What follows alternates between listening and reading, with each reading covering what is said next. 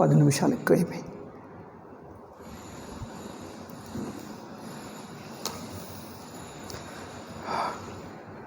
పాముల పుట్ట విప్పేసరికి 10 నిమిషాలు అయిపోతుంది ಅಲ್ಲವೇ.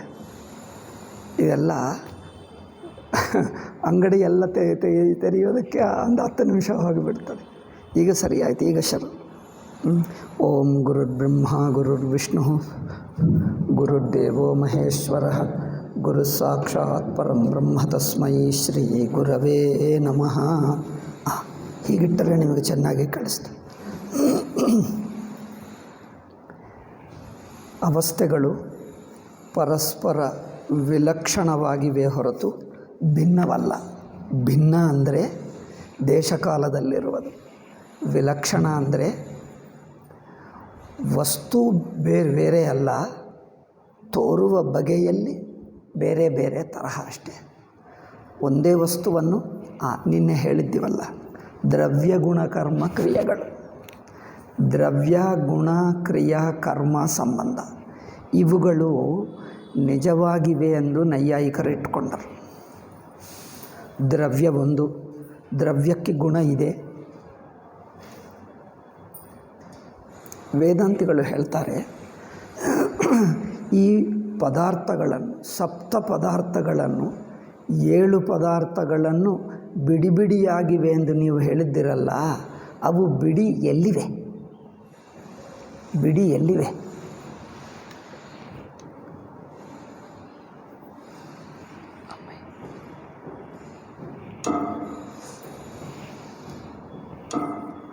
ವಸ್ತುವು ಒಂದು ಪದಾರ್ಥ, ಪದಾರ್ಥದ ಗುಣ.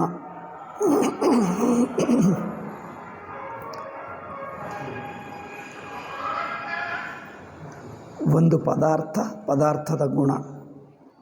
ಈ ಎರಡು ಬಿಡಿಯಾಗಿ ಯಾರಾದರೂ ನೋಡಿದ್ದಾರ? ಪುಸ್ತಕ ಇದೆ, ಪುಸ್ತಕದ ಗುಣಗಳು. ಗುಣ ಅಂದರೆ ಏನು?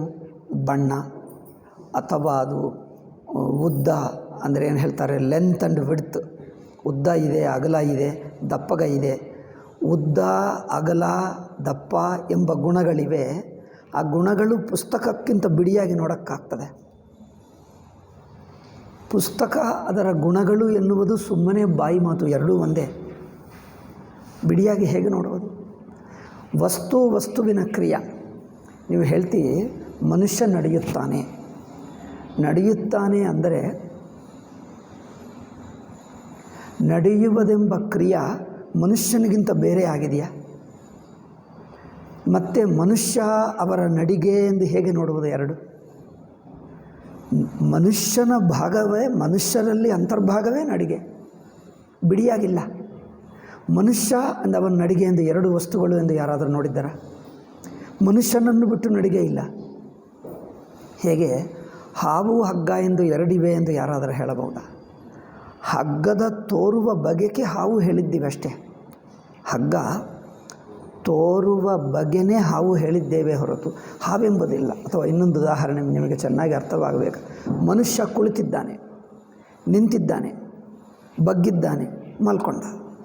4 ಶರೀರದ ಭಂಗಿಗಳು. ಭಂಗಿ ಅಂದರೆ ಪೋಸ್ಚರ್. ಈ 4 ಭಂಗಿಗಳು ಮನುಷ್ಯ ಪ್ಲಸ್ ಅವನ ಭಂಗಿ 2 ಇವೆ ಎಂದು ಹೇಳಬಹುದಾ? ಇವು 2 ವಸ್ತುಗಳಾಗ್ತವೆ. ಇವು ವಿಲಕ್ಷಣವೇ, ಆದರೆ ಬೇರೆ ಅಲ್ಲ. ಅದು ಹೇಳಿದ್ದು ಸ್ವಾಮೀಜಿ ಈ ಅರ್ಥದಲ್ಲಿ. ಮನುಷ್ಯ ಕೂತಿದ್ದಾನೆ, ಕುಳಿತಿದ್ದಾನೆ, ನಿಂತಿದ್ದಾನೆ, ಬಗ್ಗಿದ್ದಾನೆ, ಮಲಗಿದ್ದಾನೆ. ಈ 4 ಭಂಗಿಗಳು ಅದೇ ವ್ಯಕ್ತಿ. ಭಂಗಿ ಎಂದು ವ್ಯಕ್ತಿ ಎಂದು 2 ವಸ್ತುಗಳಲ್ಲ. ಆ ವ್ಯಕ್ತಿಯನ್ನೇ ಆಯಾ ತರಹ ನೋಡ್ತಾ ಇದ್ದೀವಿ. ಮನುಷ್ಯ ಯಾರು ಅಂದರೆ 4 ಭಂಗಿಗಳಲ್ಲಿ ಯಾವ ಭಂಗಿಯಲ್ಲಿದ್ದರೂ ಮನುಷ್ಯನೇ. ಅಂದರೆ ಭಂಗಿ ಸಮೇತ ಮನುಷ್ಯ ನೋಡ್ತೀವಿ ಹೊರತು ಭಂಗಿಯನ್ನು ಮನುಷ್ಯನಿಗಿಂತ ಬಿಡಿಯಾಗಿ ನೋಡ್ತೀವ? ಮನುಷ್ಯನನ್ನು ಭಂಗಿಗಿಂತ ಅಥವಾ ಭಂಗಿಯನ್ನು ಮನುಷ್ಯನಿಗಿಂತ ಬಿಡಿಯಾಗಿ ನೋಡ್ತೀವ? ಭಂಗಿ ಸಮೇತವೇ ಮನುಷ್ಯ. ಮನುಷ್ಯ ಅಂದರೆ ಉದಾಹರಣೆಗೆ ಕುಳಿತಿದ್ದಾನೆ ಅಂದರೆ ಅವರು ಕುಳಿತಿರುವುದು ಎಂಬ ಭಂಗಿ ಮನುಷ್ಯನಲ್ಲಿ ಅಂತರ್ಭಾಗವಲ್ಲವ? ಅದು ಒಂದು ಬೇರೆನಾ? ಅದು ಸೇರಿಕೊಂಡೇ ಮನುಷ್ಯ. ಚಿನ್ನ ಉಂಗರ ಆಕಾರವಿರಲಿ, ಏನು ಇದು ಬಳೆ ಆಕಾರವಿರಲಿ ಅಥವಾ ಕೊರಳಿನಲ್ಲಿ ಹಾಕುವ ನೆಕ್ಲೆಸ್ ಆಕಾರ ಇರಲಿ, ಇದೇನು ಕಿವಿಗೆ ಹಾಕುವುದಂತ ಯಾವುದೇ ಆಭರಣದಲ್ಲಿರಲಿ, ಆಭರಣವು ಚಿನ್ನಗಿಂತ ಒಂದು ಬೇರೆ ವಸ್ತುವ. ಅಂದರೆ ಆಭರಣಗಳು ಎಷ್ಟು ಆಕಾರಗಳನ್ನು ತಾಳಬಹುದೋ ತಾಳುತ್ತದೋ ಆ ಆಕಾರಗಳೆಲ್ಲ ಸೇರಿಸಿಕೊಂಡೇ ಚಿನ್ನ ಎಂದು ಹೇಳ್ತೀವಿ. ಚಿನ್ನ ಅಂದ್ರೇನು? ಅದು ಎಷ್ಟು ಆಕಾರಗಳನ್ನು ತಾಳಬಲ್ಲದೋ ಅಷ್ಟು ಆಕಾರಗಳ ಸಮೇತವೇ ಚಿನ್ನ. ನೀವು ಎಷ್ಟು ಕುಳಿತಿರುವುದು, ನಿಂತಿರುವುದು, ಬಗ್ಗುವುದು, ಮಲ್ಕೊಳ್ಳುವುದು, ನಿಮ್ಮ ಶರೀರ ಎಷ್ಟು ಎಷ್ಟು ಭಂಗಿಗಳಲ್ಲಿರುತ್ತದೋ ಆ ಭಂಗಿಗಳೆಲ್ಲ ಸೇರಿಸಿಕೊಂಡೇ ಮನುಷ್ಯ. ಭಂಗಿ ಎನ್ನುವುದು ಮನುಷ್ಯ ಪ್ಲಸ್ ಭಂಗಿ ಎಂದು ಹೇಳೋಕ್ಕಾಗಲ್ಲ. ನಾನು ಬಂದೆ, ನನ್ನ ಕೈಕಾಲುಗಳು ಬಂದಿವೆ ಎಂದು ಯಾರಾದರೂ ಹೇಳ್ತಾರ? ಏನಪ್ಪ ನೀನು ಬಂದಿದ್ದೆ ಅಂದರೆ ಹೌದು ನಾನು ಬಂದೆ, ನನ್ನ 2 ಕಾಲುಗಳು ಬಂದಿವೆ ಅಂದರೆ, ನೀನು ಬಂದರೆ ಕಾಲುಗಳು ಬರಲ್ಲವಾ? ಬೇರೆ ಬಿಡಿಯಾಗಿ ಹೇಳಬೇಕಾ? ನಾನು ಅಂದರೆ ಕೈಕಾಲುಗಳು ಸೇರಿಸ್ಕೊಂಡೆ. ನಾನು ನನ್ನ 2 ಕೈಗಳು ಬಂದಿವೆ, ನನ್ನ ತಲೆ ಬಂತು ಅಂದರೆ ಸೇರಿಸ್ಕೊಂಡೇ ಹೇಳ್ತೀನಿ. ಹಾಗೆ ನಮ್ಮ ಶರೀರದಿಂದ ನಡೆಯುವ ವಿವಿಧ ಕ್ರಿಯೆಗಳು, ಚಲನವಲನಗಳು ಎಲ್ಲ ಸೇರಿಸ್ಕೊಂಡೇ ಶರೀರ. ಹಾಗೆ ಗುಣಗಳು, ಕ್ರಿಯೆಗಳು, ಅವಯವಗಳು ವಸ್ತುಕ್ಕಿಂತ ಬೇರೆ ಅಲ್ಲ. ಇವುಗಳನ್ನು ಬೇರೆ ಎಂದು ಇಟ್ಟುಕೊಂಡು ಮಾತಾಡುವುದು ಅದು ವೈಶೇಷಿಕರ ಬುದ್ಧಿ. ವೈಶೇಷಿಕ ದರ್ಶನ ವಸ್ತುವನ್ನು ಬಿಡಿಬಿಡಿಯಾಗಿ ನೋಡ್ತದೆ. ವಸ್ತುವಿದೆ, ಅದರ ಗುಣ ಇದೆ, ಗುಣ ಬಿಡಿಯಾಗಿ ತೋರಿಸು. ಇದಕ್ಕೂ ಗುಣ ಇದೆ ಅಂತ ಹೇಳಿದೆ, ಗುಣ ಎಲ್ಲಿದೆ ತೋರಿಸು. ವಸ್ತು ಹೇಳಿದಾಗ ಗುಣ ಸೇರಿಕೊಂಡೇ ಬರ್ತದೆ, ಬಿಡಿಯಾಗಿ ಬರ್ತದೆ. ಪುಸ್ತಕ, ಈ ಪುಸ್ತಕ ದಪ್ಪದಾಗಿದೆ, ಈ ಪುಸ್ತಕ ದೊಡ್ಡದು ಎಂದು ಹೇಳ್ತಾರೆ. ಓಹೋ, ಪುಸ್ತಕ ಪ್ಲಸ್ ದೊಡ್ಡದು ಎರಡಾಗಿವೆಯಾ? ಪುಸ್ತಕ ಅಂದರೆ ದೊಡ್ಡದೋ ಸಣ್ಣದೋ ಅಡಕವ ಹಾಗೇ ಇದೆ, ಅದನ್ನು ಸೇರಿಸಿಕೊಂಡೇ ಪುಸ್ತಕ ಹೇಳ್ತೀವಿ. ಪುಸ್ತಕ ನನ್ನ ಕೈಕಾಲುಗಳು 2 ಬಿಡಿಯಾಗಿ ಹೇಳ್ತೀವಿ, ಅದೇನು ಹೇಳಲ್ಲ. ಹಾಗೆ ದ್ರವ್ಯ ಗುಣ ಕ್ರಿಯಾಗಳು ಬಿಡಿಯಾಗಿಲ್ಲ. ತರ್ಕಶಾಸ್ತ್ರ ವೈಶೇಷಿಕರು ಮಾಡಿದ್ದೇ ಈ ತರ್ಕಶಾಸ್ತ್ರ. ಈ ತರ್ಕಶಾಸ್ತ್ರದಲ್ಲೇ ಇತ್ತೀಚೆಗೆ ಅಂದರೆ 600-700 ಆಯಿತು, 700 ಹೆಚ್ಚೇನೋ, ಸುಮಾರು 1000 ವರ್ಷ, 900,000 ವರ್ಷದಿಂದ ಶಂಕರರ ಕಾಲದಲ್ಲಿರಲಿಲ್ಲ. ಅನಂತರ ಕಾಲದಲ್ಲಿ ಈ ತರ್ಕ, ಆಧುನಿಕ ತರ್ಕಶಾಸ್ತ್ರ ಹುಟ್ಟಿತು. ಅದಕ್ಕೆ ನವೀನ ತರ್ಕ ಎಂದು ಹೇಳ್ತಾರೆ. ಶಂಕರಾಚಾರ್ಯರ ಕಾಲದಲ್ಲಿರುವಂಥದ್ದು ಪ್ರಾಚೀನ ತರ್ಕ ಹೇಳಿಬಿಡ್ತಾರೆ. ಪ್ರಾಚೀನ ಅಂದರೆ ಸರಳವಾದ ತರ್ಕ, ಎಲ್ಲರಿಗೆ ಅರ್ಥವಾಗುವ ತರ್ಕ. ನಾವು ಹೇಳ್ತೀವಲ್ಲ ಇದೆ. ಈಗ ಅನಂತರ ಕಾಲೀನ ತರ್ಕ, ನೀವು ತರ್ಕಶಾಸ್ತ್ರದ ಸ್ಪೆಷಲ್ ಅಧ್ಯಯನ ಮಾಡುವವರಿಗೆ ಅರ್ಥವೇ ಆಗಲ್ಲ. ಸ್ಪೆಷಲ್ ಅಧ್ಯಯನ ಮಾಡುವವರೆಗೆ ಅರ್ಥವೇ ಆಗಲ್ಲ. ನಾನು ಓದಲಿಲ್ಲ, ನನಗೆ ಮಹಾ ಬೋರಾಗಿ ನಾನು ಬಿಟ್ಟೆ, ನಾನು ಓದಲೇ ಇಲ್ಲ. ಸ್ವಲ್ಪ ಶುರು ಮಾಡಿಬಿಟ್ಟೆ. ಅದು ಅದ್ವೈತ ಸಿದ್ಧಿ, ಆಧುನಿಕ ಮಾಧ್ವರ ಜೊತೆಗೆ ಚರ್ಚೆಗಳು ನಡೆಯುತ್ತಲ್ಲ, ಆ ಪುಸ್ತಕಗಳು ಅದ್ವೈತ ಸಿದ್ಧಿ, ಬ್ರಹ್ಮಾನಂದಿ, ಇದೆಲ್ಲ ಗೌಡ ಬ್ರಹ್ಮಾನಂದಿ, ಇದೆಲ್ಲ ದೊಡ್ಡ ದೊಡ್ಡ ದಪ್ಪ ಪುಸ್ತಕಗಳು. ಅದರಲ್ಲಿ ವೇದಾಂತಕ್ಕಿಂತ ತರ್ಕವೇ ಹೆಚ್ಚು, ಕುತರ್ಕನೇ ಹೆಚ್ಚು. ಆ ತರ್ಕ ಏನು ಅಂದರೆ ಇದೆ, ದ್ರವ್ಯ, ಗುಣ, ಕ್ರಿಯಾ ಇವುಗಳನ್ನು ಬಿಡಿಯಾಗಿಟ್ಕೊಂಡು ಮಾತಾಡ್ತಾರೆ. ಇಲ್ಲದ ವಸ್ತುಗಳನ್ನು ಬಿಡಿಯಾಗಿಟ್ಕೊಂಡು ಮಾತಾಡಿದ್ದರೆ ಅದು ಯಾರಿಗೆ ಅರ್ಥವಾಗದು?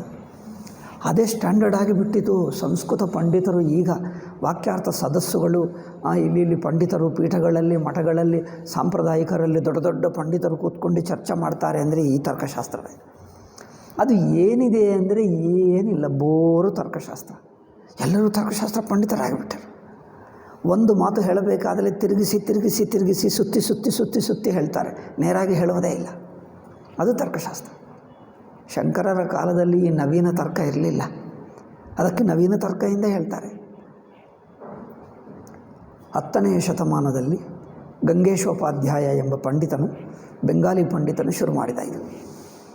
ಬೌದ್ಧರನ್ನು ಸೋಲಿಸಲು, ಅವರನ್ನು ಕನ್ಫ್ಯೂಸ್ ಮಾಡಲು ಒಂದು ತರ್ಕಶಾಸ್ತ್ರ ಪಂಡಿತ, ನ್ಯಾಯವೈಶೇಷಿಕ ವಿದ್ವಾಂಸ. ನ್ಯಾಯವೈಶೇಷಿಕವು ಬೆಂಗಾಲ್ನಲ್ಲಿ, ಬೆಂಗಾಲ್ ಅಂದರೆ ಆ ಕಂಬೈನ್ಡ್ ಬೆಂಗಾಲ್, ಬಾಂಗ್ಲಾದೇಶ ಬೆಂಗಾಲ್ ಸೇರಿರುವಾಗ ಆ ಕಾಲದಲ್ಲಿ, ಮೊನ್ನೆವರೆಗೆ ಇತ್ತಲ್ಲ, ಬ್ರಿಟಿಷ್ ಕಾಲವರೆಗೂ ಒಂದೇ ಇತ್ತು, ಬೆಂಗಾಲೆಲ್ಲ ಒಂದೇ. ಆ ಕಾಲದಲ್ಲಿ ತರ್ಕಶಾಸ್ತ್ರಕ್ಕೆ ಬೆಂಗಾಲ್ ಅಂದರೆ ಮಹಾಪ್ರಸಿದ್ಧ. ಅವರು ಯಾವ ಪುಸ್ತಕ, ನೀವಿಲ್ಲಿ ಬೆಂಗಾಲ್ಗೂ ಬಂದು ಕಲಿತುಕೊಂಡರೆ ತರ್ಕಶಾಸ್ತ್ರ ಕಲಿತುಕೊಂಡು ಹೋಗಬೇಕು, ಒಂದು ಪುಸ್ತಕ ನಿಮ್ಮ ಜೊತೆಗೆ ಹೋಗೋಕ್ಕೆ ಬಿಡುತ್ತಿರಲಿಲ್ಲ. ಏಕೆ, ನೀವು ಪುಸ್ತಕ ತಗೊಂಡು ಹೋದರೆ ನೀವು ಅಲ್ಲೇ ಹೇಳ್ಕೊಡ್ತೀವಿ, ಇಲ್ಲಿ ಯಾರೂ ಬರಲ್ಲ. ಅದಕ್ಕೋಸ್ಕರ ತರ್ಕಶಾಸ್ತ್ರ ನಮ್ಮಲ್ಲೇ ಇರಬೇಕು ಎಂದು ಯಾರೇ ವಿದ್ಯಾರ್ಥಿ ಬರಲಿ, ಇಲ್ಲೇ 10 ವರ್ಷ ಇಲ್ಲೇ ಇದ್ದುಕೊಂಡು ಎಲ್ಲ ತರ್ಕಶಾಸ್ತ್ರ ಕಲಿತುಕೊಂಡು ಹೋಗಬೇಕು. ಹಿಂಗಷ್ಟೇ ಖಾಲಿ ಹಾತೇ ಹೋಗಬೇಕು. ಖಾಲಿ ಹಾತ ಅಂದರೆ ಖಾಲಿ ಕೈ, ಏನು ಪುಸ್ತಕ ಇಟ್ಕೊಳ್ಳದೆ ಪುಸ್ತಕವೆಲ್ಲ ಇಲ್ಲೇ ಇಟ್ಟು ಹೋಗಬೇಕು. ಅಂದರೆ ಅವರು ವಿದ್ಯಾರ್ಥಿ ಆಗ್ತಾನೆ ಹೊರತು ಇನ್ನೊಬ್ಬರಿಗೆ ಹೇಳುವಷ್ಟು ವಿದ್ವತ್ತ ಇರುವಂತಿಲ್ಲ. ಯಾರು ಕಲಿಯಬೇಕಂದ್ರೆ ನಮ್ಮ ಹತ್ರನೇ ಬರಬೇಕು. ಬೆಂಗಾಲ್ಗೆ ವಂಗದೇಶ ಹೇಳ್ತಾರೆ, ವಂಗಕ್ಕೆ ಬೆಂಗ ಹೇಳಿಬಿಟ್ಟರೆ ಏನಿದೆ. ಆ ಕಾಲದಲ್ಲಿತ್ತು. ಚೈತನ್ಯ ಮಹಾಪ್ರಭು ಪೂರ್ವ ಮಹಾತರ್ಕ ಪಂಡಿತ, ಎಲ್ಲರ ಜೊತೆಗೆ ವಾದಿಸಿ ಒಂದು ದಿವಸ ಅವ್ರಿಗೆ ಅನಿಸಿತು ಈ ಹುಚ್ಚೆಲ್ಲ ನಮಗೇಕೆಂದು ಎಲ್ಲ ಬಿಟ್ಟು ನಾಮಸ್ಮರಣಕ್ಕೆ ಹೋಗಿಬಿಟ್ಟ. ಈ ತರ್ಕವೇ ಬೇಡ ನಮಗೆ, ಅಷ್ಟು ಹುಚ್ಚು ಮಾಡ್ತದೆ ತರ್ಕ, ಇದು ಬೇಡ ಎಂದು ತರ್ಕ ಬಿಟ್ಟುಬಿಟ್ಟ. ಅವ್ರು ಮಹಾದೊಡ್ಡ ತರ್ಕ ಪಂಡಿತ ಚೈತನ್ಯ ಮಹಾಪ್ರಭು ಮೊದಲು. ಈಗ ನಂತರ ನಾಮಸ್ಮರಣ, ಈಗ ನಂತರ ಈ ನಾಮಸ್ಮರಣೆ ಅತಿಯಾಗಿಬಿಟ್ಟಿತು. ಯಾರು ಏನು ಕೆಲಸ ಮಾಡಲ್ಲ, ಸುಮ್ಮನೆ ಕೂತಿರ್ತಾರೆ, ಎಲ್ಲ ಲೇಜಿ ಫೆಲ್ಲೋಸ್, ಯಾರೂ ಏನು ಕೆಲಸ ಮಾಡಲ್ಲ. ವಿವೇಕಾನಂದ ಬೈದಿದ್ದೆಲ್ಲ ಇದೆ. ವೇದಾಂತವೆಲ್ಲಿ ಇಲ್ಲ, ಎಲ್ಲಿ ನೋಡಿದ್ದರೆ ಈ ಭಜನೆ ಹೇಗೆ ಆಗಿಬಿಟ್ಟಿದೆ. ಎಲ್ಲರೂ ಸೋಮಾರಿಗಳಾಗುತ್ತಾರೆ, ಬಡತನ ಬೇಕಾದಷ್ಟಿದೆ, ಯಾರೂ ಕೆಲಸ ಮಾಡಲ್ಲ. ಎಲ್ಲ ನಮಗೆ ಕೃಷ್ಣ ನೋಡ್ಕೊಳ್ತಾನೆ ಅಷ್ಟೇ. ನಾಮಸ್ಮರಣ ಮಾಡು, ಏನು ಸಿಕ್ಕಿದ್ದು ತಿನ್ನು, ಸುಮ್ಮನೆ ಕೊಡ್ತಾರೆ. ಬಡತನ ಭಯಂಕರ ಬಡತನ. ವಿವೇಕಾನಂದ ತುಂಬ ಬೈದರು, ಈ ಭಕ್ತಿ ಸಾಕು, ಬೇಡ ನಮಗೆ ವೇದಾಂತ ಬೇಕು. ಅವರು ವೇದಾಂತ ಎಲ್ಲರಿಗೆ ಹೇಳಬೇಕು ಹೇಳ್ತಾ ಇಲ್ಲ ಎಂದು ತುಂಬ ಬೈದಿದ್ದೆಲ್ಲ ಬೆಂಗಾಲ್ ನೋಡಿಕೊಂಡೆ. ಈ ಬೇರೆ ಕಡೆ ಇತ್ತು, ಅವರು ಬೆಂಗಾಲ್ನಲ್ಲಿ ಇರಲಿಲ್ಲ. ಅದು ನೋಡಿಕೊಂಡು ವೇದಾಂತವು ಎಲ್ಲರಿಗೆ ಹೇಳಲಿಲ್ಲ ಎಂದು ತುಂಬ ಬೈದರು ಪುಸ್ತಕದಲ್ಲಿ. ಈಗಲೂ ಅದೇ ಪುಸ್ತಕ ಎಲ್ಲರಿಗೂ ರಿಪೀಟ್ ಮಾಡ್ತಾರೆ. ಎಲ್ಲರಿಗೆ ಹೇಳಲಿಲ್ಲ ವೇದಾಂತ. ಬೆಂಗಾಲ್ನಲ್ಲಿಲ್ಲ, ಎಲ್ಲ ಕಡೆ ಇದೆ. ಇಲ್ಲ ಎಂದು ಅವರೇ ಹೇಳ್ಕೊಳ್ಳುವುದು, ಎಲ್ಲ ಕಡೆ ಇದ್ದೇ ಇದೆ. ಆಯಿತು. ಸೊ ದ್ರವ್ಯ ಗುಣಕ್ರಿಯೆಗಳೆಂಬುದು ಬಿಡಿ ವಸ್ತುಗಳಲ್ಲ. ನಿಜವಾಗಿ ನೋಡಿದ್ದರೆ ಅವಸ್ಥೆಯಲ್ಲಿರುವ ಬಿಡಿ ವಸ್ತುಗಳು ಯಾವುದು ಬಿಡಿಯಾಗಿ ನೋಡೋಕ್ಕಾಗಲ್ಲ. ಒಂದು ವಸ್ತು ಬಿಡಿಯಾಗಿ ತೋರಿಸು, ಪುಸ್ತಕ ಬಿಡಿಯಾಗಿ ತೋರಿಸು. ಪುಸ್ತಕ ಎಲ್ಲಿರುತ್ತದೆ? ಎಲ್ಲೋ ಒಂದು ಜಾಗದಲ್ಲಿರಬೇಕು. ಯಾವುದೇ ಒಂದು ವಸ್ತು ಮೇಲೆ, ಭೂಮಿ ಮೇಲೇನೋ ಟೇಬಲ್ ಮೇಲೇನೋ ಎಲ್ಲೋ ಒಂದು ಕಡೆ ಇರಬೇಕು. ಟೇಬಲ್ ಇಲ್ಲದೆ ಪುಸ್ತಕ ಇರುತ್ತದೆ? ಇರೋಕ್ಕಾಗಲ್ಲ. ಟೇಬಲ್ ಎಲ್ಲಿರುತ್ತದೆ? ಟೇಬಲ್ಗೆ ಭೂಮಿ ಬೇಕು. ಭೂಮಿ ಆಕಾಶದಲ್ಲಿರಬೇಕು. ಭೂಮಿ ಎಲ್ಲಿರಬೇಕು? ವಾಯುವಿನಲ್ಲಿರಬೇಕು. ವಾಯು ಆಕಾಶದಲ್ಲಿರಬೇಕು. ಆಕಾಶ ಅವಸ್ಥದಲ್ಲಿರಬೇಕು. ಅಂದರೆ ಪುಸ್ತಕ ಇರಬೇಕಂದ್ರೆ ಇಡೀ ಅವಸ್ಥೆ ಬೇಕು. ಇಡೀ ಅವಸ್ಥೆ ಇಲ್ಲದೆ ಒಂದು ಪುಸ್ತಕ ಇರುತ್ತದೆ? ನಾನು ಜಾಗ್ರದ ಅವಸ್ಥೆ ನೋಡಿದೆ, ಜಾಗ್ರದ ಅವಸ್ಥೆಯಲ್ಲಿ ಪುಸ್ತಕ ನೋಡಿದೆ, ಈಗ ಎರಡು ಹೇಳ್ತಾರೆ. ಅವಸ್ಥೆ ಅಂದರೆ ಪುಸ್ತಕ, ಗೋಡೆಗಳು ಎಲ್ಲ ಸೇರಿಸ್ಕೊಂಡೆ, ವಸ್ತುಗಳೆಲ್ಲ ಸೇರಿಸ್ಕೊಂಡೇ ಅವಸ್ಥೆ ಹೇಳ್ತೀವಿ ಹೊರತು ಕೇವಲ ಅವಸ್ಥೆಯಲ್ಲಿ ಪ್ರತಿಯೊಂದು ವಸ್ತು ಬಿಡಿಯಾಗಿ ಸಿದ್ಧಪಡಿಸೋಕ್ಕಾಗ್ತದೆ. ಯಾವ ವಸ್ತು ಹೇಳಬೇಕಂದರೆ ಏನೇನು ಬೇಕು ನೋಡಿ. ಪುಸ್ತಕ ಇದೆ ಅಂದರೆ ಏನೇನಾಗುತ್ತದೆ ನೋಡಿ. ನಾನು ಬಂದೆ ಅಂದರೆ ನನ್ನ ಏನೇನು ಬಂತು? ನನ್ನ 2 ಕಾಲುಗಳು ಬಂತು, 2 ಕೈಗಳು ಬಂತು, ಇದಕ್ಕೆ 10 ಬೆರಳುಗಳು ಬಂತು, ತಲೆ ಬಂತು, ತಲೆ ಕೂದಲು ಬಂತು, ಇಷ್ಟೆಲ್ಲ ಹೇಳಬೇಕಾಗ್ತದೆ. మరి ಇದೆಲ್ಲ ಬರದೆ ನಾನು ಬಂದೆ ಅಂದರೆ ಆಗ್ತದೆ? ನಾನು ಬಂದೆ ಅಂದರೆ ಇದೆಲ್ಲ ಸೇರಿಕೊಂಡೇ ಬರುತ್ತದ ಅಲ್ಲವ? ಅಂದರೆ ಎಷ್ಟೆಷ್ಟು ಸೇರಿಕೊಳ್ತದೆ ಹೇಳಿ? ಇಷ್ಟೆಲ್ಲ ಸೇರಿಕೊಂಡೇ ಬರ್ತದೆ. ಹಾಗೆ ನನ್ನ ಲಿವರ್ ಬಂತು, ನನ್ನ ಕಿಡ್ನಿ ಬಂತು, ಇನ್ನೂ ಹೇಳುವಕ್ಕೆ ಹೋದರೆ ಇನ್ನು ಎಷ್ಟೆಷ್ಟು ಹೇಳಬೇಕು ಅಲ್ಲವೇ? ನನ್ನ ಲಿವರ್ ಬಂತು, ಕಿಡ್ನಿ ಬಂತು, ಪ್ಯಾಂಕ್ರಿಯಾಸ್ ಬಂತು, ಎಲ್ಲ ಹೇಳಬೇಕಾಗ್ತದೆ. ಹಾರ್ಟ್ ಬಂತು, ಲಂಗ್ಸ್ ಬಂತು, ಬ್ರೈನ್ ಬಂತು, ಎಲ್ಲ ಹೇಳಬೇಕು.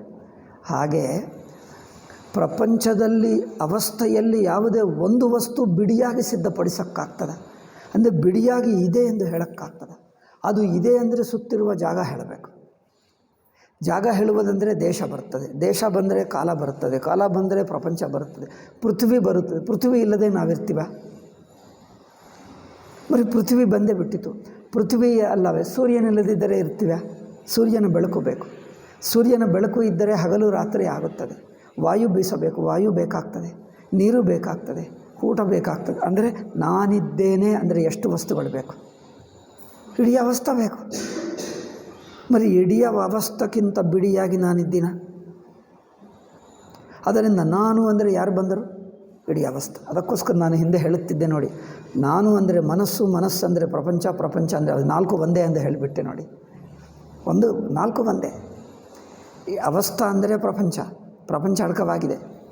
ಪ್ರಪಂಚ ಅಂದರೆ ನಾವೆಲ್ಲರೂ, ಅಂದರೆ ಮನಸ್ಸಲ್ಲ, ಅಂದರೆ ನಾನು ಬುದ್ಧಿ, ಮನಸ್ಸು, ಪ್ರಪಂಚ, ಅವಸ್ಥೆ, ಈ 4 ಸುಮ್ಮನೆ ಬಾಯಿ ಮಾತು.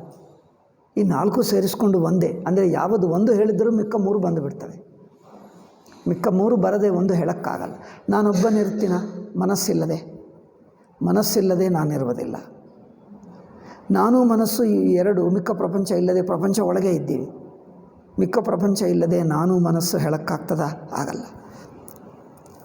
ಮತ್ತು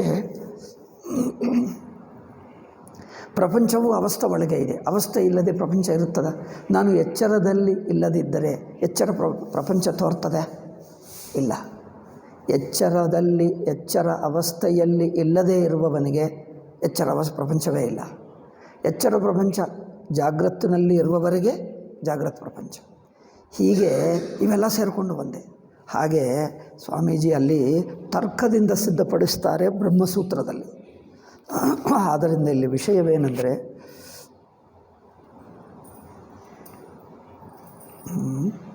ಎರಡನೇದು ದ್ರವ್ಯಗುಣ. ಅಂದರೆ ಇದು ಅಲ್ಲದೆ ದ್ರವ್ಯ ಗುಣ ಕರ್ಮ ಎಂಬ ವಿಭಾಗವನ್ನಾಗಲಿ, ದ್ರವ್ಯ ಗುಣ ಕರ್ಮ ಎಂಬ ವಿಭಾಗಗಳು ಅಷ್ಟೇ ಅಲ್ಲದೆ ಸಾಮಾನ್ಯ ವಿಶೇಷ, ಮತ್ತೆ ಏನು ಅಭಾವ, ಈ ಸಂಬಂಧ ಅಭಾವ, ಇವುಗಳೆಲ್ಲ ಬಿಡಿ ಎಂದು ಹೇಳ್ತಾ ಇದ್ವಿ. ಬಿಡಿ ಯಾವುದೂ ಅಲ್ಲ. ನೋಡಿ, ಕೈ ಅಂದರೆ ಬೆರಳು ಬಂದು ಬಿಡ್ತದ ಅಲ್ವಾ? ಬೆರಳು ಅಂದರೆ ಉಗುರು ಬರ್ತದ ಅಲ್ವಾ? ಬೆರಳು ಪ್ಲಸ್ ಉಗುರು ಎಂದು ಹೇಳಬೇಕಾ ಬಿಡಿಯಾಗಿ? ಅದು ಬಂದೇ ಬಿಡ್ತದೆ. ಕೈ ಅಂದರೆ ಬೆರಳು ಸಮೇತವೇ. ಅಂದರೆ ಬೆರಳನ್ನು ಸೇರಿಸ್ಕೊಂಡೇ ಕೈ ಎಂದು ಹೇಳ್ತಾ ಇದ್ವಿ. ಹಾಗೆ ಅಂದರೆ ಅದರ ಅವಯವವನ್ನೇ ಬಿಡಿಯಾಗಿ ಹೇಳಲಾಗುತ್ತದೆ. ಅದು ಕೈ ಮತ್ತು ಬೆರಳು ಇದು 2 ವಸ್ತುಗಳ. ಕೈ ಅಂದರೆ ಬೆರಳು ಬಂದೇ ಬಿಟ್ಟಿತ್ತು, ಅದರಲ್ಲಿ ಅಡಕವಾಗೇ ಇದೆ. ಹಾಗೆ ಈ ದ್ರವ್ಯ ಗುಣಕರ್ಮಗಳೆಲ್ಲ ಬಿಡಿ ವಸ್ತುಗಳಲ್ಲ. ಈ ಬಿಡಿ ಎಂದು ಇಟ್ಟುಕೊಂಡು ತರ್ಕಶಾಸ್ತ್ರ ಮುಂದುವರಿಯುತ್ತದೆ. ಅದರಿಂದ ತರ್ಕಶಾಸ್ತ್ರವೆಲ್ಲ ಕುತರ್ಕ ವಿತಂಡವಾದ ವ್ಯರ್ಥಶಾಸ್ತ್ರ ಏಕೆ ಆಗ್ತದೆ ಅಂದರೆ ಈಗ ಇದೆ.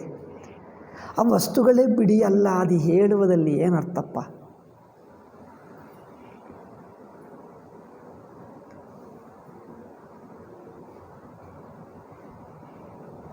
ಅದಕ್ಕೋಸ್ಕರ ಇಲ್ಲಿ ಹೇಳ್ತಾರೆ, ದ್ರವ್ಯ ಗುಣಕರ್ಮ ವಿಶೇಷ ಸಾಮಾನ್ಯ ಎಚ್ಚರದಲ್ಲಿ ನಾವು ಕಾಣುವ ನೋಟಗಳಿಗೆ ಹೊಂದೀತೇ ಹೊರತು ಇಡೀ ಅವಸ್ಥೆಗೆ ಎಂದಿಗೂ ಹೊಂದಿಕೊಳ್ಳಲಾರದು. ಒಟ್ಟು ಅವಸ್ಥೆಗೆ ದ್ರವ್ಯ ಗುಣಕರ್ಮಗಳು ಹೇಳೋಕ್ಕಾಗಲ್ಲ. ಒಟ್ಟು ಅವಸ್ಥೆಗೆ ಗುಣ ಇರುತ್ತದೆ. ಈ ಅವಸ್ಥೆ ಬರುತ್ತದೆ ಹೋಗುತ್ತದೆ ಯಾರಾದರೂ ನೋಡಿದ್ದಾರ?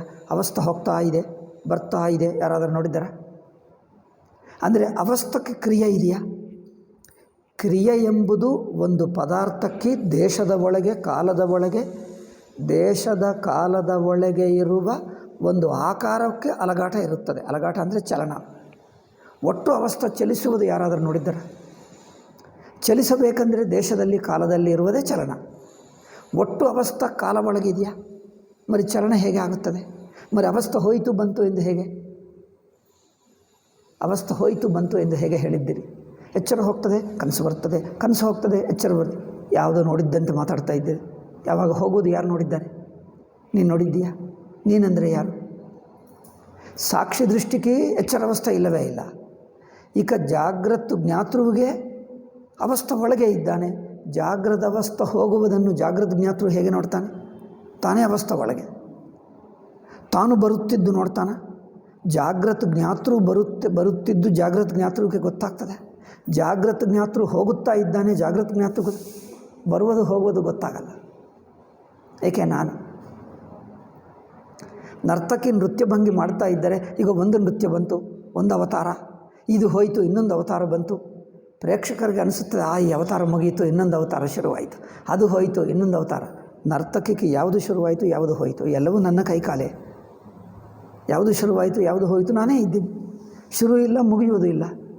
ಶುರುವಾಗಲೇ ಇಲ್ಲ, ಮುಗಿಯೋದೇನು? ಶುರು ಇಲ್ಲ, ಮುಗಿಯೋದಿಲ್ಲ, ಎರಡೂ ನಾನೇ.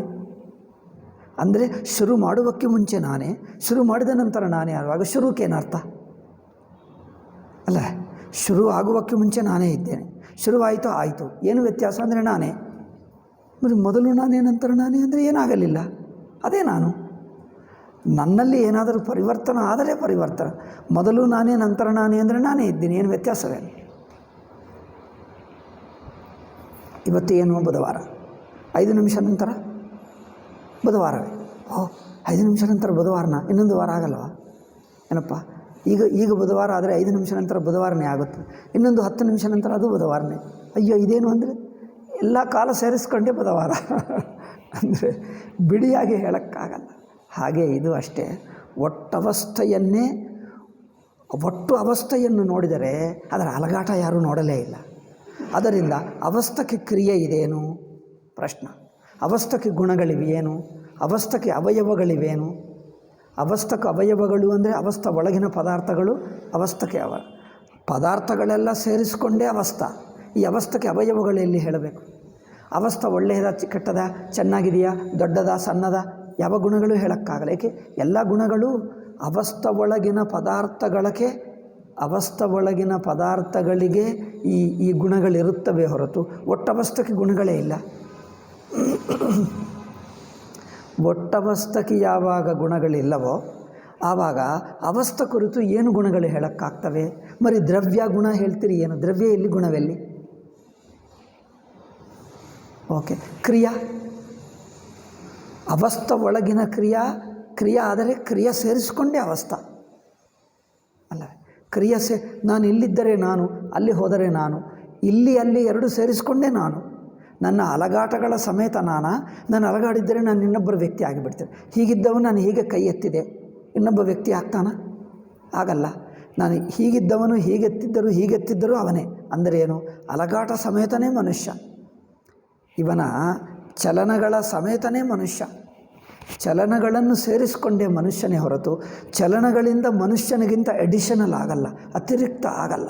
ಮನುಷ್ಯ ಪ್ಲಸ್ ಅವನ ಚಲನಗಳು, ಮನುಷ್ಯ ಪ್ಲಸ್ ಅವನ ನಡಿಗೆ, ಮನುಷ್ಯ ಪ್ಲಸ್ ನಡಿಗೆ ಏನು, ನಡಿಗೆ ಸೇರಿಸಿಕೊಂಡೇ ಮನುಷ್ಯ.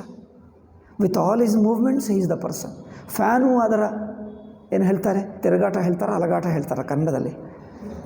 ಆ ತಿರುಗುವುದು ಅದು ಎರಡು ಹೇಳ್ತಾರೆ. ಫ್ಯಾನು ತಿರುಗುವುದು ಸೇರಿಸಿಕೊಂಡೇ ಫ್ಯಾನು. ನೀರು ಅದರ ಪ್ರವಾಹ ಎರಡು ಹೇಳ್ಬೋದಾ? ಪ್ರವಾಹ ಸೇರಿಸಿಕೊಂಡೇ ನೀರು. ಬೆಂಕಿ ಅದರ ಬಿಸಿ. ಬೆಂಕಿ ಪ್ಲಸ್ ಬಿಸಿ ಎರಡಿದೆಯಾ? ಬೆಂಕಿ ಅಂದರೆ ಬಿಸಿ ಅಂದರೆ ಬೆಂಕಿ, ಹಿಂಗೆ ಎರಡಿಲ್ಲ ಅಲ್ಲಿ. ಹಾಗೆ ಬೆಂಕಿ ಬಿಸಿ ಎನ್ನುವುದು ಗುಣಿ ಎರಡಲ್ಲ. ವಸ್ತು ಕ್ರಿಯಾ, ವಸ್ತುವು ಅದರ ಗುಣ, ವಸ್ತುವು ಅದರ ಕ್ರಿಯಾ ಎರಡಲ್ಲ. ವಸ್ತು ಕ್ರಿಯಾ ಎರಡಲ್ಲ, ಕ್ರಿಯೆ ಸೇರಿಸಿಕೊಂಡೇ ವಸ್ತು ನೋಡಿದಾಗ ಕ್ರಿಯೆ ಅಡಕವಾಯ್ತಾಗೆ. ಹಾಗೆ ಈ ದ್ರವ್ಯ ಗುಣ ಕ್ರಿಯಾ ಇದೆಲ್ಲ ಈ ವಿಂಗಡ ಮಾಡುವುದು ಏನಿದು? ಸುಮ್ಮನೆ ಕಲ್ಪನಾ, ಲೌಕಿಕರು, ಸಣ್ಣ ಮಕ್ಕಳ ಬುದ್ಧಿ ಅದು. ಆದ್ದರಿಂದ ದ್ರವ್ಯ ಗುಣ ಕ್ರಿಯೆ ಸಂಬಂಧ ಅಂದರೆ ಏನು? ಎರಡು ವಸ್ತುಗಳ ಮಧ್ಯೆ ಸಂಬಂಧ ಇರುತ್ತದೆ.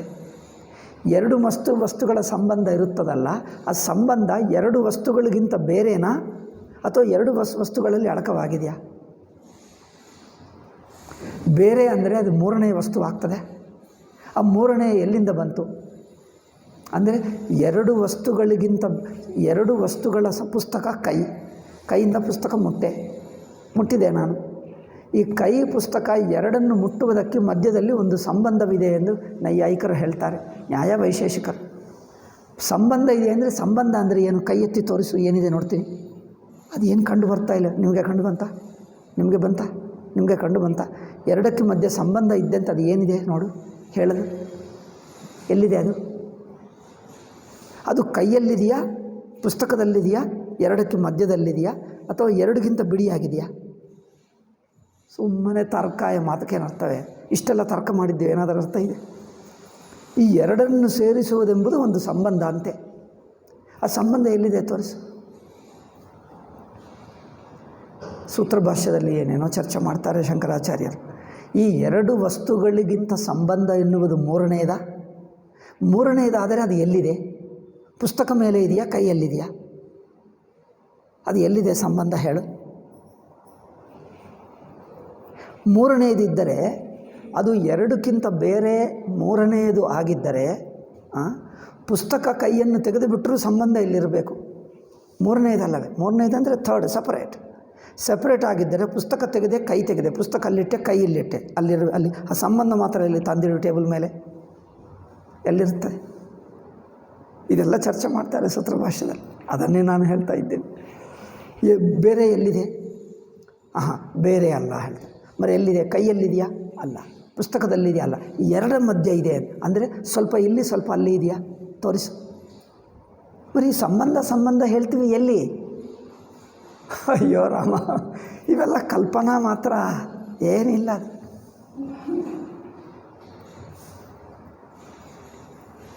ಈ ಕಲ್ಪನವನ್ನು ಇಟ್ಕೊಂಡೇ ಈ ದೊಡ್ಡ ನವೀನ ತರ್ಕ ಸಂಸ್ಕೃತದಲ್ಲಿದೆ, ಸಂಸ್ಕೃತ ಭಾಷೆಯಲ್ಲೇ ಇದೆ. ದರ್ಶನಗಳಲ್ಲೇ ಈ ಅನಂತರ ಕಾಲದ ವೇದಾಂತ ಪುಸ್ತಕಗಳೆಲ್ಲ ನವೀನ ತರ್ಕನೇ. ಪಾಪ ಎಷ್ಟು ಬೋರ್ ಅಂದರೆ, ಅನಂತರ ಕಾಲೀನ ಪುಸ್ತಕಗಳೆಲ್ಲ ನವೀನ ತರ್ಕನೇ, ಭಯಂಕರ ಶಾಸ್ತ್ರ. ನನಗೆ ಬೋರಾಗಿ ನಾನು ಓದಲಿಲ್ಲ.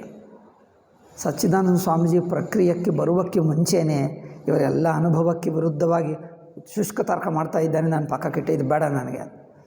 ನ್ಯಾಯ ಸಿದ್ಧಾಂತ ಮುಕ್ತಾವಳಿ ಮೊದಲನೇ ಪುಸ್ತಕ ತರ್ಕ ಸಂಗ್ರಹ ಎಂದು ಪುಸ್ತಕ ಇರುತ್ತದೆ, ಅನ್ನಂಭಟ್ಟ ಬರೆದಿರುವಂಥ. ಅನ್ನಂಭಟ್ಟರು ಬರೆದಿರುವಂಥ ಪುಸ್ತಕ ತರ್ಕ ಸಂಗ್ರಹ. ಅದು ಪ್ರಾಥಮಿಕ ಗ್ರಂಥ, ಎಲ್ಲರೂ ಓದ್ತಾರೆ. ಅದರಲ್ಲಿ ಪ್ರಾಚೀನ ತರ್ಕ ಇದೆ, ಶಂಕರಾಚಾರ್ಯರ ಈ ಭಾಷೆ ಅರ್ಥ ಮಾಡಿಕೊಳ್ಳುವುದಕ್ಕೆ ಆ ತರ್ಕ ಸಾಕು. ನಾನು ಹೇಳುವುದು ಅಷ್ಟೇ ತರ್ಕ, ನಾನು ಅದಕ್ಕಿಂತ ಹೆಚ್ಚು ತರ್ಕ ನನಗೂ ಬರಲ್ಲ. ಪಂಡಿತರು ಆ ತರ್ಕ ಮಾತಾಡಿದರೆ ನಾನು ಮುಚ್ಚಿಬಿಡ್ತೀನಿ, ನನಗೆ ಅರ್ಥವೇ ಆಗಲ್ಲ ಆ ತರ್ಕ. ಸ್ವಾಮೀಜಿ ಕಲಿತ್ಕೊಂಡರು, ನಿಮಗೆ ಅರ್ಥವಾದರೆ ಕೇಳಬಹುದು, ನನಗೆ ಮಾತ್ರ ಅರ್ಥವಾಗಲ್ಲ. ಅವರು ಸಂಸ್ಕೃತದಲ್ಲಿ ಮಾತಾಡ್ತಾರೆ, ನವೀನ ತರ್ಕದಲ್ಲಿ.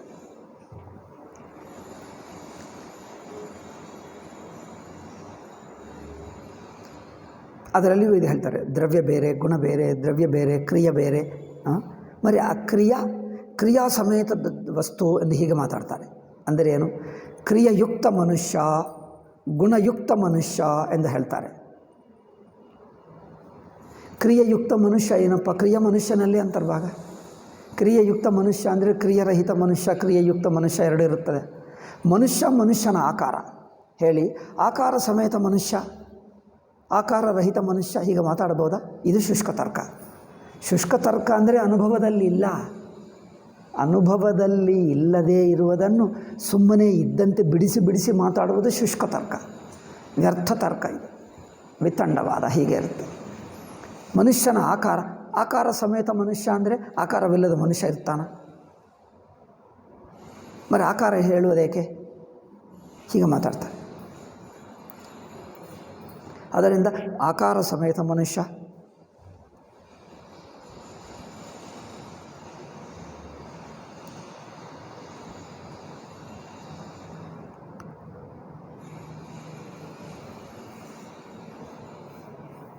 ಆ ಮನುಷ್ಯನಿಗೆ ನೀವು ಈ ವಸ್ತುವನ್ನು, ಆ ಮನುಷ್ಯನ ನೀವು ನೋಡಿದ್ದೀಯಾ ಅಂದರೆ ಅವ್ನು ನೋಡಿದೆ ಅಂತ ಹೇಳ್ತಾನೆ. ನೋಡಿದೆ ಅಂದರೆ ಹೇಗಿದ್ದಾನೆ ಹೇಳು? ಅವರು ಹೇಗಿದ್ದಾನೆ ಅಲ್ಲ, ಈಗ ಅವನಿಲ್ಲ, ಈಗ ಕುಳಿತಿದ್ದಾನೆ. ನೀವು ನೋಡಿದ್ದು ನಿಂತಿರುವ ಮನುಷ್ಯನನ್ನೇ, ಒಟ್ಟು ಮನುಷ್ಯನನ್ನು ನೋಡಿದ್ದೀಯಾ, ನಿಂತಿರುವ ಮನುಷ್ಯನನ್ನು ನೋಡಿದ್ದೀಯಾ? ನೀವು ಮನುಷ್ಯನನ್ನು ನೋಡಿದಾಗ ಹೇಗೆ ನೋಡಿದ್ದಿ? ನಿಂತಿರುವಾಗ ನೋಡಿದ್ದೀವಿ, ಅಂದರೆ ಕುಳಿತಿರುವಾಗ ನೋಡಲಿಲ್ಲ, ಮಲಗಿರುವಾಗ ನೋಡಲಿಲ್ಲ, ಬಗ್ಗಿರುವಾಗ ನೋಡಲಿಲ್ಲ. ಕಣ್ಣು ತೆಗೆದಿರುವಾಗ ನೋಡಿದ್ಯಾ, ಕಣ್ಣು ಮುಚ್ಕೊಂಡಿರೋ? ಕಣ್ಣು ತೆಗೆದಿರುವಾಗ ನೋಡಿದ್ದರೆ ಕಣ್ಣು ಮುಚ್ಚಿದ್ದಾಗ ಇರಲಿಲ್ಲ. ಅಂದರೆ ನೀವು ನೋಡಿದ್ದೆಷ್ಟು? ನೀವು ನೋಡಿದ್ದ ಪೂರ್ತಿ ಮನುಷ್ಯ ನೋಡಲಿಲ್ಲ, ಮನುಷ್ಯನ ಒಂದು ಭಾಗವೇ ನೋಡಿದೆ. ಇದು ತರ್ಕ. ಚೆನ್ನಾಗಿದೆ. ಮಾಧ್ವರು ಈ ತರ್ಕಕ್ಕೆ ತುಂಬ ಮಾಡ್ತಾರೆ. ಇದೇ ತರ್ಕ, ಈ ತರಹ. ಈವನ್ ರಾಮಾನುಜರೇನು ಕಮ್ಮಿ ಅಲ್ಲ. ಅವರನ್ನು ನೋಡಿಕೊಂಡು ಇವರು ಶುರು ಮಾಡಿಬಿಟ್ರು, ಅದ್ವೈತಿಗಳು. ನೀವು ಮನುಷ್ಯನ ನೋಡಿದ್ಯಾ ಅಂದರೆ ಅವ್ರು ಹೇಳ್ತಾನೆ ನೀವು ನೋಡಲಿಲ್ಲ, ನೀವು ಹೇಳಿದ್ದು ತಪ್ಪು ಹಿಡಿಯುತ್ತಾನೆ. ಏನದು? ನೀವು ಅವ್ರು ನೋಡಿದ್ದೆ ಅಂದರೆ ಹೇಗಿದ್ದಾನೆ ಹೇಳು? ಅವನೇಂದರೆ ಎರಡು ಕೈಗಳಿವೆ, ಎರಡು ಕಾಲಿವೆ, ಅವರು ಎಷ್ಟು ಇಲ್ಲಿದ್ದಾನೆ, ಇಲ್ಲಿಂದ ಇಲ್ಲಿವರೆಗೂ ನಿಂತಿದ್ದಾನೆ, ಈಗ ಈವರೆಗೂ ನಿಂತಿದ್ದಾನೆ ಅಂದರೆ ಅದು ನೋಡಿದ್ದರೆ. ಈಗ ಹೇಳು ಅಂದರೆ ಈಗ ಆ ತರಹ ಇಲ್ಲ ಅವನು. ಅಂದರೆ ನೀವು ನೋಡಿದ್ದು ಆವಾಗಲೇ ಹೊರತು, ಆವಾಗ ಇಷ್ಟು ಉದ್ದನಾಗಿ ಎಷ್ಟೊತ್ತಿರುತ್ತಾನೆ? ಸ್ವಲ್ಪ ಹೊತ್ತಿರುತ್ತಾನೆ ನಿಂತಿರುವಾಗ. ಎಂದಿಗೂ ನಿಂತಿರುತ್ತಾನೆ 24 ತಾಸು? ನಿಂತಿರುವುದಿಲ್ಲ. మరి ಮನುಷ್ಯ ಅಂದರೆ ಡಿಫೈನ್ ಮಾಡು. ಡಿಫೈನ್ ಅಂದರೆ ಲಕ್ಷಣ ಹೇಳು. ಮನುಷ್ಯ ಯಾರು? ಲಕ್ಷಣ ಹೇಳು. ಅವರು ಊಟ ಮಾಡುವಾಗ ನೋಡಿದ್ದರೆ, ನೀವು ಊಟ ಮಾಡುವಾಗಲೇ ನೋಡಿದ್ದೀವಿ, ಊಟ ಮುಗಿದ ನಂತರ ಸುಮ್ಮನೆ ಕೂತಿದ್ದರೆ ನೀವು ನೋಡಲಿಲ್ಲ, ಅದು ಮನುಷ್ಯ ಅಲ್ಲ. ಹೀಗೆ ತರ್ಕ ಮಾಡ್ತಾ ಇದ್ದರೆ ಏನಾಗಬೇಕು? ಹುಚ್ಚು. ನಾನು ಹೇಳಿದೆ, ಒಬ್ಬ ಕಾಶಿನಿಂದ ಪಂಡಿತ ಸನ್ಯಾಸಿ ಬಂದ. ಇಲ್ಲಿ ಪರಮಾನಂದ ಭಾರತಿ ಎಂಬ ಸ್ವಾಮೀಜಿ ಒಂದು ಸಲ ಇಲ್ಲಿ ಪಂಡಿತ ಸಭೆ ಮಾಡಿದ್ದಾರೆ. ನಾನು ಆವಾಗ ಹೈದರಾಬಾದ್ನಲ್ಲಿದ್ದೆ. ಕರೆದರು, ನಾನು ಬಂದೆ. ಆ ಕಾಶಿಯಿಂದ ಬಂದ ಸ್ವಾಮೀಜಿ ಪಕ್ಕಕ್ಕೆ ಕುಳಿತಿದ್ದಾರೆ. ನಾವು ಮೂವರೇ ಸನ್ಯಾಸಿಗಳು, ಎಲ್ಲ ಹಾಲಿನಿಂದ ಜನರು, ಅವರು ಸ್ವಾಮೀಜಿ, ಪರಮಾನಂದ ಭಾರತಿ, ನಾವು ಮೂವರೇ ಇದ್ದೀವಿ. ಅವರೇನು ಹೇಳ್ತಾರೆ ನೋಡಿ, ಇದೇ ತರ್ಕ ಮಾತಾಡ್ತಾರೆ. ನಾನು ಹೇಳಿದೆ ಎಲ್ಲ ವ್ಯರ್ಥ ತರ್ಕ, ಯಾರೋ ಶುರು ಮಾಡಿದ್ದರು, ಇದಕ್ಕೆ ವೇದಾಂತಕ್ಕೆ ಸಂಬಂಧವಿಲ್ಲ, ಭಾಷ್ಯಕಾರರು ಹೇಳಲೇ ಇಲ್ಲ. ಇದೆಲ್ಲ ಏಕೆ? ಈ ತರ್ಕದಿಂದ ಏನು ಸಿಗ್ತದೆ? ಅವ್ರು ಏನು ಹೇಳ್ತಾನೆ ಗೊತ್ತಾ? ಓಹ್, ನಿಮಗೆ ತರ್ಕ ಬರಲ್ಲ ಎಂದು ಮಾತಾಡೋದಾ? ನೀವು ತರ್ಕ ನೋಡ್ಕೊಂಡು ನೀವು ಹೆದರ್ಕೊಂಡು ಬಿಟ್ಟಿದ್ದಿ.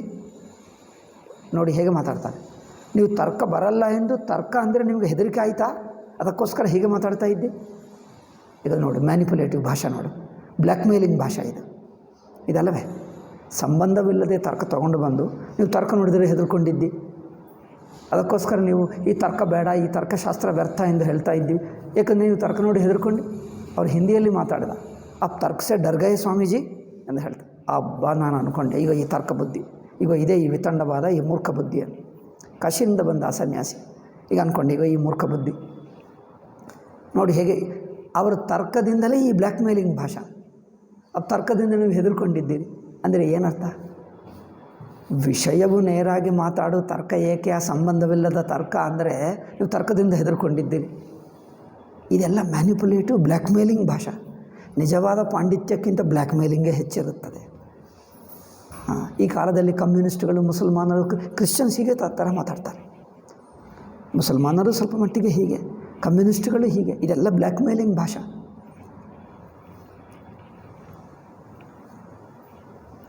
ಇದರಲ್ಲಿ ತತ್ವ ವಿಚಾರವಿಲ್ಲ. ನಿಮ್ಮ ಬುದ್ಧಿ ಚಾತುರ್ಯ ತೋರಿಸಿಕೊಳ್ಳುವುದೇ ಹೊರತು ತತ್ವ ವಿಚಾರವಿಲ್ಲ ಅಲ್ಲವೇ?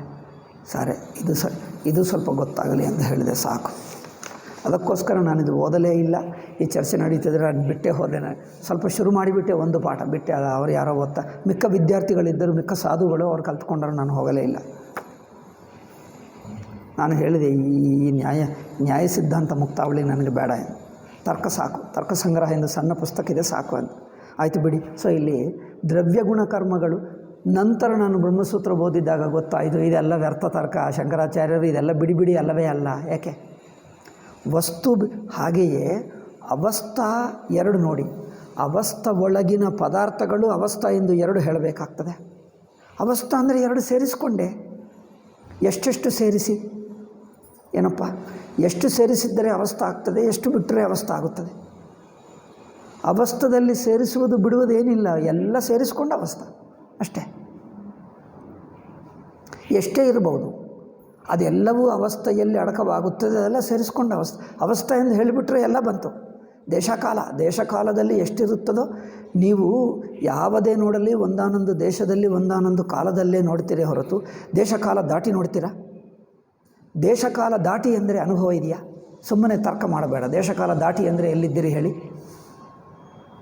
ದೇಶಕಾಲ ದಾಟಿ ಅಂದರೆ ನಿದ್ದೆ ಹೋಗೋದೆ ಅಲ್ಲವೇ? ನೀವು ಎಚ್ಚರದಲ್ಲಿರುವಾಗ ನೀವು ಇಲ್ಲಿ ಹೋಗ್ತಾ ಇದ್ದೀರಿ. ಇಲ್ಲಿಂದ ಎಲ್ಲಿ? ದಿಲ್ಲಿಗೆ ಹೋಗಿದ್ದೀರಿ. ದಿಲ್ಲಿ ದಾಟಿದ್ದರೆ ಕಾಶ್ಮೀರ ದಾಟಿದ್ದರೆ ಚೈನಾ, ಇನ್ನೂ ದಾಟಿದ್ದರೆ ಇನ್ನೂ ದಾಟಿದ್ದರೆ ಅಮೆರಿಕಾ, ಇನ್ನೂ ದಾಟಿದ್ದರೆ ಇನ್ನು ದೇಶ ದಾಟಿ ಎಲ್ಲಿ ಹೋಗ್ತೀರಿ? ದೇಶ ಅಂದರೆ ಯಾವುದೇ ಒಂದು ದೇಶ ದಾಟಿ ಅಂದರೆ ಅವಸ್ಥೆನೇ ಬಿಟ್ಟು ನಿದ್ದೆ ಅಂತ ಅರ್ಥ. ದೇಶ ಹೊರಗೆ ಎಲ್ಲಿ ದಾಟ್ತೀರಿ ನೀವು? ಹೊರಗೆ ಪ್ರಪಂಚದಲ್ಲಿ ದೇಶ ಎಲ್ಲಿ ದಾಟ್ತೀರಿ? ಹೊರಗೆ ಪ್ರಪಂಚದಲ್ಲಿ ದೇಶವನ್ನು ದಾಟುವುದು ಎಲ್ಲಿ ಆಗುತ್ತದೆ? ದಾಟುವುದೇ ಇಲ್ಲ.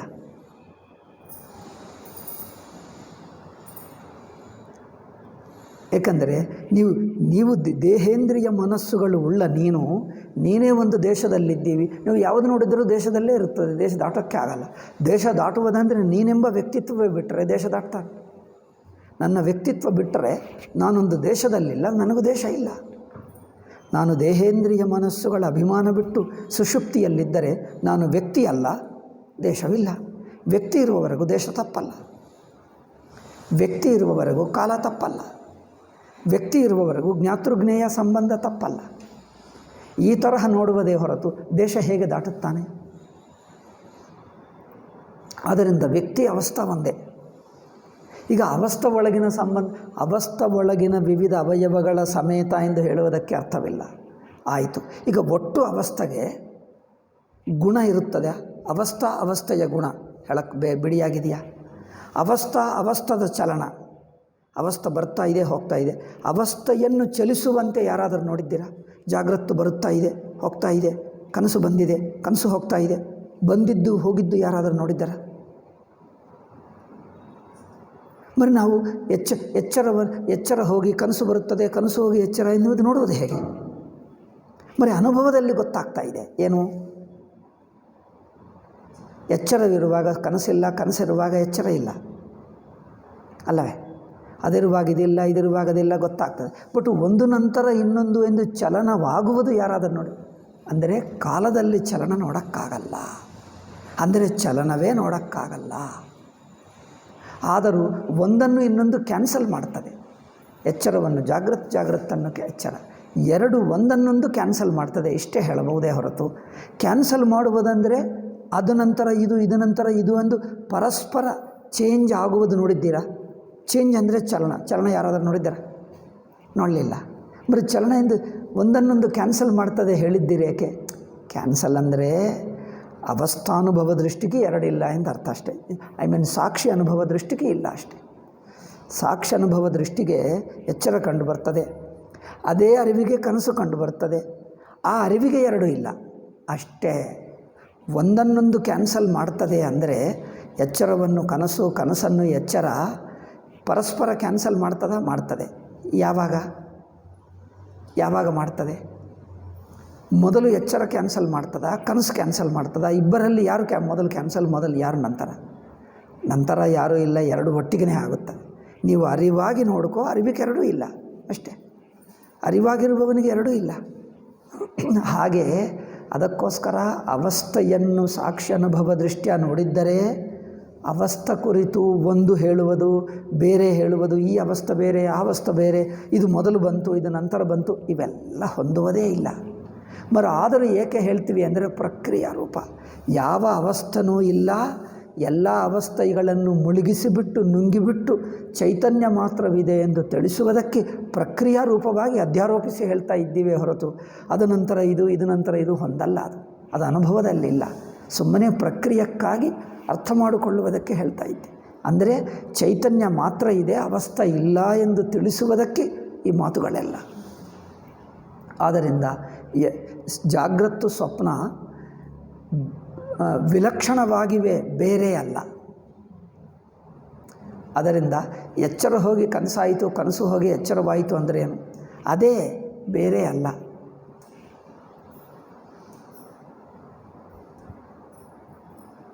ಮೊದಲು 5+5 ಇತ್ತು, 5+5. ಈಗ ಏನಾಯಿತು? 6+4 ಆಯಿತು. ವಸ್ತು ಬದಲಾಯಿಸಿತಾ? ರಾಮಾಯಣದಲ್ಲಿ ಹೇಳ್ತಾರೆ, ನವಪಂಚಶ ವರ್ಷಾಣಿ ರಾಮೋ ಭವತು ತಾಪಸಃ. ನವಪಂಚ ವರ್ಷಗಳು. ಇನ್ನೊಂದು ಕಡೆ ಹೇಳ್ತಾರೆ ಕೈಕೇಯಿ ಸಪ್ತ ವರ್ಷಾಣಿ. ಅಯ್ಯೋ, ಇದೇನಪ್ಪ ಬದಲಾಯಿಸಿಬಿಟ್ಟಿತು. ಮೊದಲೇನು ನವಪಂಚ ಹೇಳಿದ್ದರು, ನಂತರ ಏನು ಸಪ್ತ ಹೇಳಿಬಿಟ್ರು. ಅಯ್ಯಯ್ಯೋ, ಟೈಮ್ ಬದಲಾಯಿಸಿತಾ ಏನು? ಟೈಮ್ ಎಷ್ಟು ಬದಲಾಯಿಸಿತಾ ಹೇಳಿ? ನಿಮ್ಗೆ ಅರ್ಥವಾಯ್ತಾ? ಸಂಸ್ಕೃತ ಅದು ತೆಲುಗು ಕನ್ನಡದಲ್ಲಿ ಹೇಳಬೇಕಾ? ನವಪಂಚ ಅಂದರೆ ನವ ಅಂದರೆ 9, ಪಂಚ ಅಂದರೆ 5, 9+5 ವರ್ಷಗಳು ಎಂದು ಕೈಕೇಯಿ ಮೊದಲನೇ ಸಲ ಹೇಳ್ತಾರೆ. ಮತ್ತೆ ಮಾತಾಡ್ತಾ ಸಪ್ತ ವರ್ಷಾಣಿ ಎಂದು ಹೇಳ್ತಾರೆ. 7+7 ವರ್ಷಗಳು ಎಂದು ಹೇಳುತ್ತದೆ. 7 ವರ್ಷಗಳು. 7 ಅಂದರೆ ನವಪಂಚ ಅಂದರೆ ಏನು ವ್ಯತ್ಯಾಸ? ಎಷ್ಟು ಬದಲಾವಣೆ ಆಯಿತು? ಅದು ಬೇರೆ, ಇದು ಬೇರೆ, ಎರಡು ವಸ್ತುಗಳ ಏನಪ್ಪ? ನವಪಂಚ ಒಂದು, ಅಥವಾ ಈಗ ನಾನು ಹೇಳಿದ್ದೀನಿ ನೋಡಿ 5+5 ಒಂದು, 6+4 ಒಂದು, ಈ ಎರಡು ವಸ್ತುಗಳು ಬೇರೆನಾ? ಅದೇ ವಸ್ತುವನ್ನು ಹೇಳುವ ಬಗೆ ಬದಲಾಯಿಸಿದಷ್ಟೇ. ಹಾಗಿದೆ ಅದೇ ಅರಿವಿಗೆ ತೋರಿಕೆಯನ್ನು ಒಂದು ಸಲ ಎಚ್ಚರ ಹೇಳ್ತೀವಿ, ಇನ್ನೊಂದು ಸಲ ಕನಸು ಹೇಳ್ತೀವಿ. ನೀವು ಹೇಳುವ ಬಗೆ ಬದಲಾಯಿಸ್ತಾ ಇದೆ. ಅರಿವಿಗೂ ಒಂದೇ, ಸಾಕ್ಷಿಗೇನು ವ್ಯತ್ಯಾಸ ಇಲ್ಲ. ಸಾಕ್ಷಿ ಎರಡೂ ನೋಡ್ತಾ ಇದೆ. ಎರಡು ಎಂದು ಸಾಕ್ಷಿ ಕನಸುತ್ತಾ ಇಲ್ಲ. ಎರಡನ್ನೂ ಸಾಕ್ಷಿ ನೋಡ್ತಾ ಇದೆ. ಎರಡು ಎಂದು ಸಾಕ್ಷಿ ಕನಸುತ್ತಾ ಇಲ್ಲ. ಒಂದು ನಂತರ ಇನ್ನೊಂದು ನೋಡ್ತಾ ಇದ್ದೀನಿ ಅನಿಸುವುದಿಲ್ಲ. ನಾನು ಈಗ ಎಚ್ಚರನೇ ನೋಡ್ತಾ ಇದ್ದೀನಿ, ಕನಸಿಲ್ಲ ಎಂದು ಅನಿಸ್ತಾ ಇಲ್ಲ. ಈಗ ಕನಸೇ ನೋಡ್ತಾ ಇದ್ದೀನಿ, ಎಚ್ಚರವಿಲ್ಲ ಎಂದು ಅನಿಸುತ್ತಾ ಇಲ್ಲ ಅಲ್ಲವೇ? ನೀವು ಇಲ್ಲಿ ಆಕಾಶ ನೋಡಿದ್ದೀರಿ, ನೀವು ಇಲ್ಲಿಂದ ಮನೆಗೆ ಹೋದರೆ ಆಕಾಶ ನೋಡ್ತೀರಿ. ಅಯ್ಯೋ, ಅಲ್ಲೊಂದು ಆಕಾಶ ನೋಡಿದೆ, ಇಲ್ಲೊಂದು ಆಕಾಶ ನೋಡಿದೆ, ಎರಡು ನೋಡಿದೆ ಎಂದು ನಿಮ್ಗೆ ಅನಿಸುತ್ತದೆ. ಎರಡು ಆಕಾಶಗಳು. ಮರಿ ಎರಡೆಂಬುದು ಅನಿಸಲಿಲ್ಲವಲ್ಲ, ಮರಿ ನೀವು ನೋಟ ಮಾತ್ರ ಇದೆ. ಆಕಾಶ ಕಂಡು ಬರ್ತಾನೆ ಇದೆ. ಆಕಾಶ ಕಂಡು ಬರ್ತಾನೆ ಇದೆ. ಎರಡು ಆಕಾಶಗಳು ಎಂದು ಅನಿಸಿತಾ? ಅನಿಸಲಿಲ್ಲ. ಏಕೆ ಅಂದರೆ ಆಕಾಶಗಳು ಎರಡಿಲ್ಲ. ಎರಡೆಂಬುದೇ ತಪ್ಪು. ಎರಡೆಂಬುದು ನೀನು ಕಲ್ಪಿಸಿದ್ದಿ ಅಷ್ಟೇ. ಅದಕ್ಕೋಸ್ಕರ ವಿಲಕ್ಷಣವಾಗಿವೆ, ಎರಡು ಬೇರೆ ಅಲ್ಲ. ಅದೇ ಆಕಾಶವನ್ನು ಎರಡು ಬಗೆಯಾಗಿ ನೋಡ್ತಾ ಇದ್ದೀವಿ, ಎರಡೆಂದಂತೆ, ಎರಡಾಗಿದ್ದರಂತೆ ಹೇಳ್ತಾ ಇದ್ದೀವಿ ಹೊರತು ಎರಡೇನಿಲ್ಲ. ಅದು ಜಾಗ್ರತ್ತಿನ ಮನಸ್ಸು ಕಲ್ಪಿಸ್ತಾ ಇದೆ, ಎರಡಂತೆ ಕಲ್ಪಿಸ್ತಾ ಇದೆ. ಬಟ್ ಅನುಭವದಲ್ಲಿ ಎರಡಿಲ್ಲ. ನೀವು ಇಲ್ಲಿ ಆಕಾಶ ನೋಡು, ಇನ್ನೊಂದು ಆಕಾಶ ನೋಡು ಅಲ್ಲ.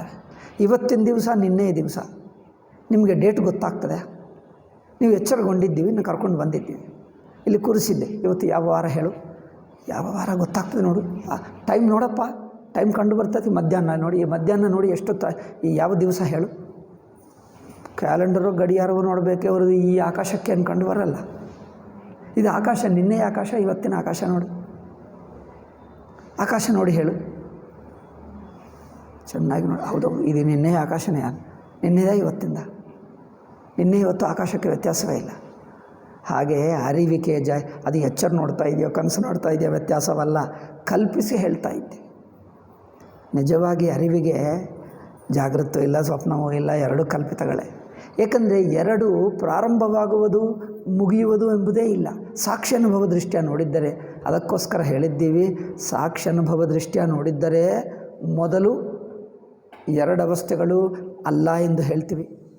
ನಂತರ ಆ ಅನುಭವಗಳು ಇಲ್ಲ, ಅದು ಕಲ್ಪನವೇ, ಒಂದೇ ಒಂದು ಸಾಕ್ಷಿ ಉಳಿಯುತ್ತೆ. ಆ ಸಾಕ್ಷಿಗೆ ಜಾಗೃತ ಹೆಸರು, ಸಾಕ್ಷಿಗೆ ಕನಸು ಹೆಸರು, ಸಾಕ್ಷಿಗೆ ಸುಷುಪ್ತಿ ಹೆಸರು, ಎಲ್ಲವೂ ಸುಮ್ಮನೆ ಅಲ್ಲಿ ಮೂರು ಅವಸ್ಥೆಗಳೇ ಅಲ್ಲ.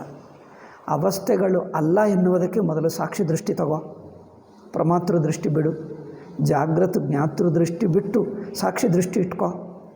ಈಗ ಒಂದು ಸಲ ಬಂದ ನಂತರ ಈಗ ಹೇಳು.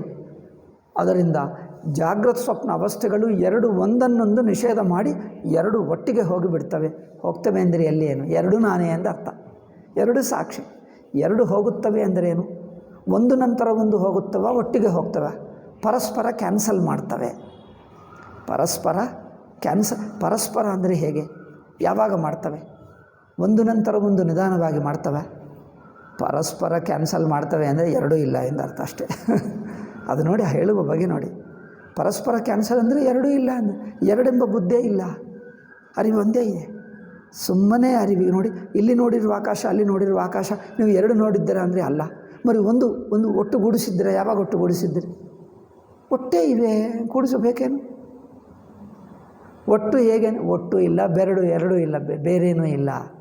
ಆಕಾಶ ಅಂದರೆ ಎಲ್ಲಿದೆ ಹೇಳಿ ಮೊದಲು? ಆಕಾಶ ಎಂಬುದೇ ಇಲ್ಲ. ತನಗೆ ಆಕಾಶ ಎಂದು ಹೆಸರು, ಅರಿವಿಕೆ ಆಕಾಶ ಹೆಸರು.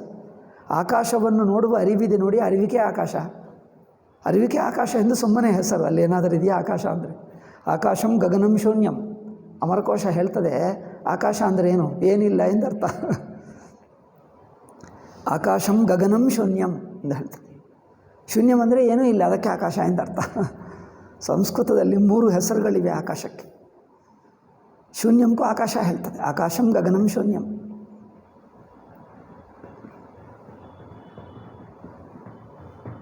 ಆದ್ದರಿಂದ ಈ ಆಕಾಶ ಏನಿಲ್ಲದಕ್ಕೆ ಈ ಆಕಾಶವೇನು ಆಕಾಶವೇನು? మరి ಎರಡು ಸಲ ನಿಮ್ಮ ಅರಿವೇ, ನೀನೇ ಇದ್ದೀವಿ, ನಿನ್ನ ಅರಿವೇ ಅಷ್ಟೇ. ಆ ಅರಿವಿಟ್ಕೊಂಡ್ರೆ ಅದರಲ್ಲಿ ಆಕಾಶ ಅಡಕವಾಯಿತು, ಆಕಾಶ ಹೋಯಿತು, ಈ ಆಕಾಶ ಹೋಯಿತು. ಆಗ ಯಾವಾಗ ಹೋಯಿತು? ಎರಡು ಒಟ್ಟಿಗೆ ಹೋಯಿತು. ಅಂದರೆ ಆಕಾಶ ದೃಷ್ಟಿಗೆ ತನಗಿಂತ ಬೇರೆ ಇಲ್ಲ, ಅಷ್ಟೇ. ಆ ಅರಿವಿನ ದೃಷ್ಟಿಗೆ ಆಕಾಶವೆಂಬುದು ಬಿಡಿಯಾಗಿಲ್ಲ, ಅಷ್ಟೇ ಹೇಳಿ.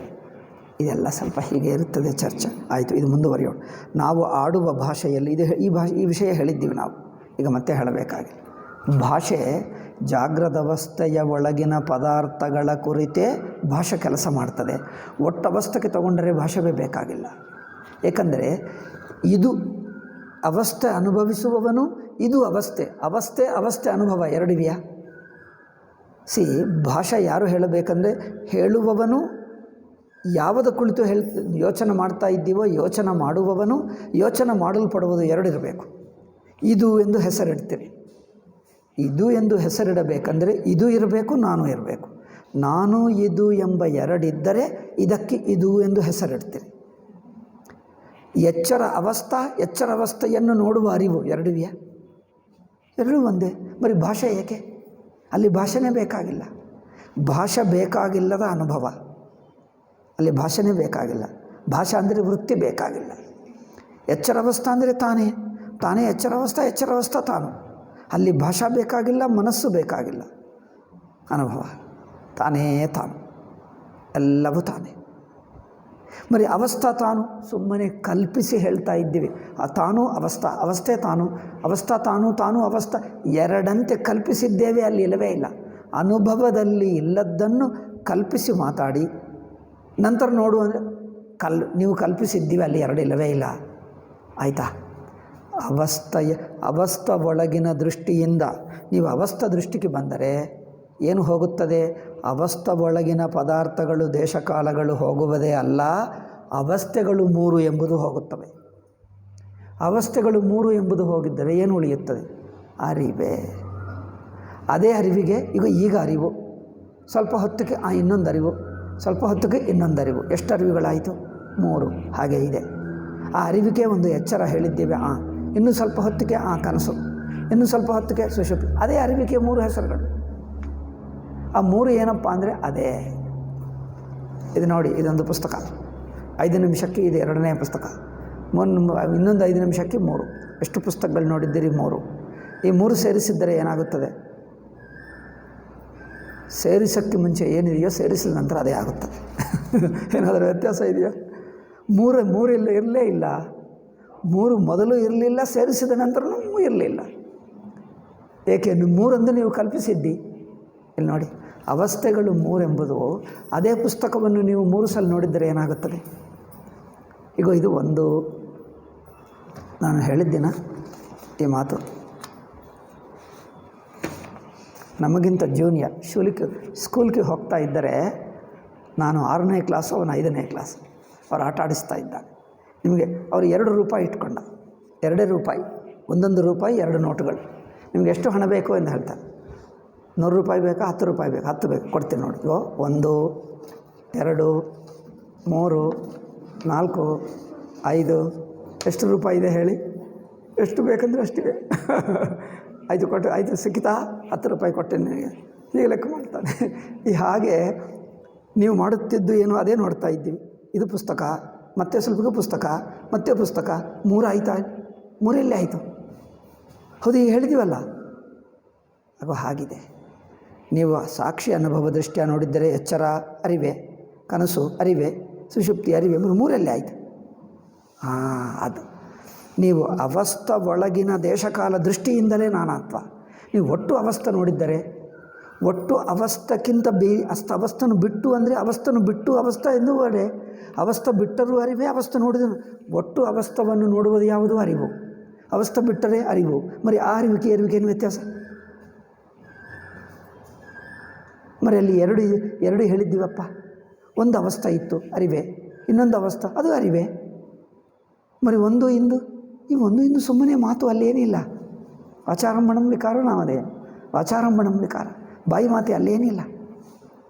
ಆದ್ದರಿಂದ ಸಾಕ್ಷಿ ಅನುಭವ ದೃಷ್ಟಿ ಇಟ್ಕೊಂಡರೆ 3 ಅವಸ್ಥೆಗಳೇ ಸಿದ್ಧವಾಗುವುದಿಲ್ಲ.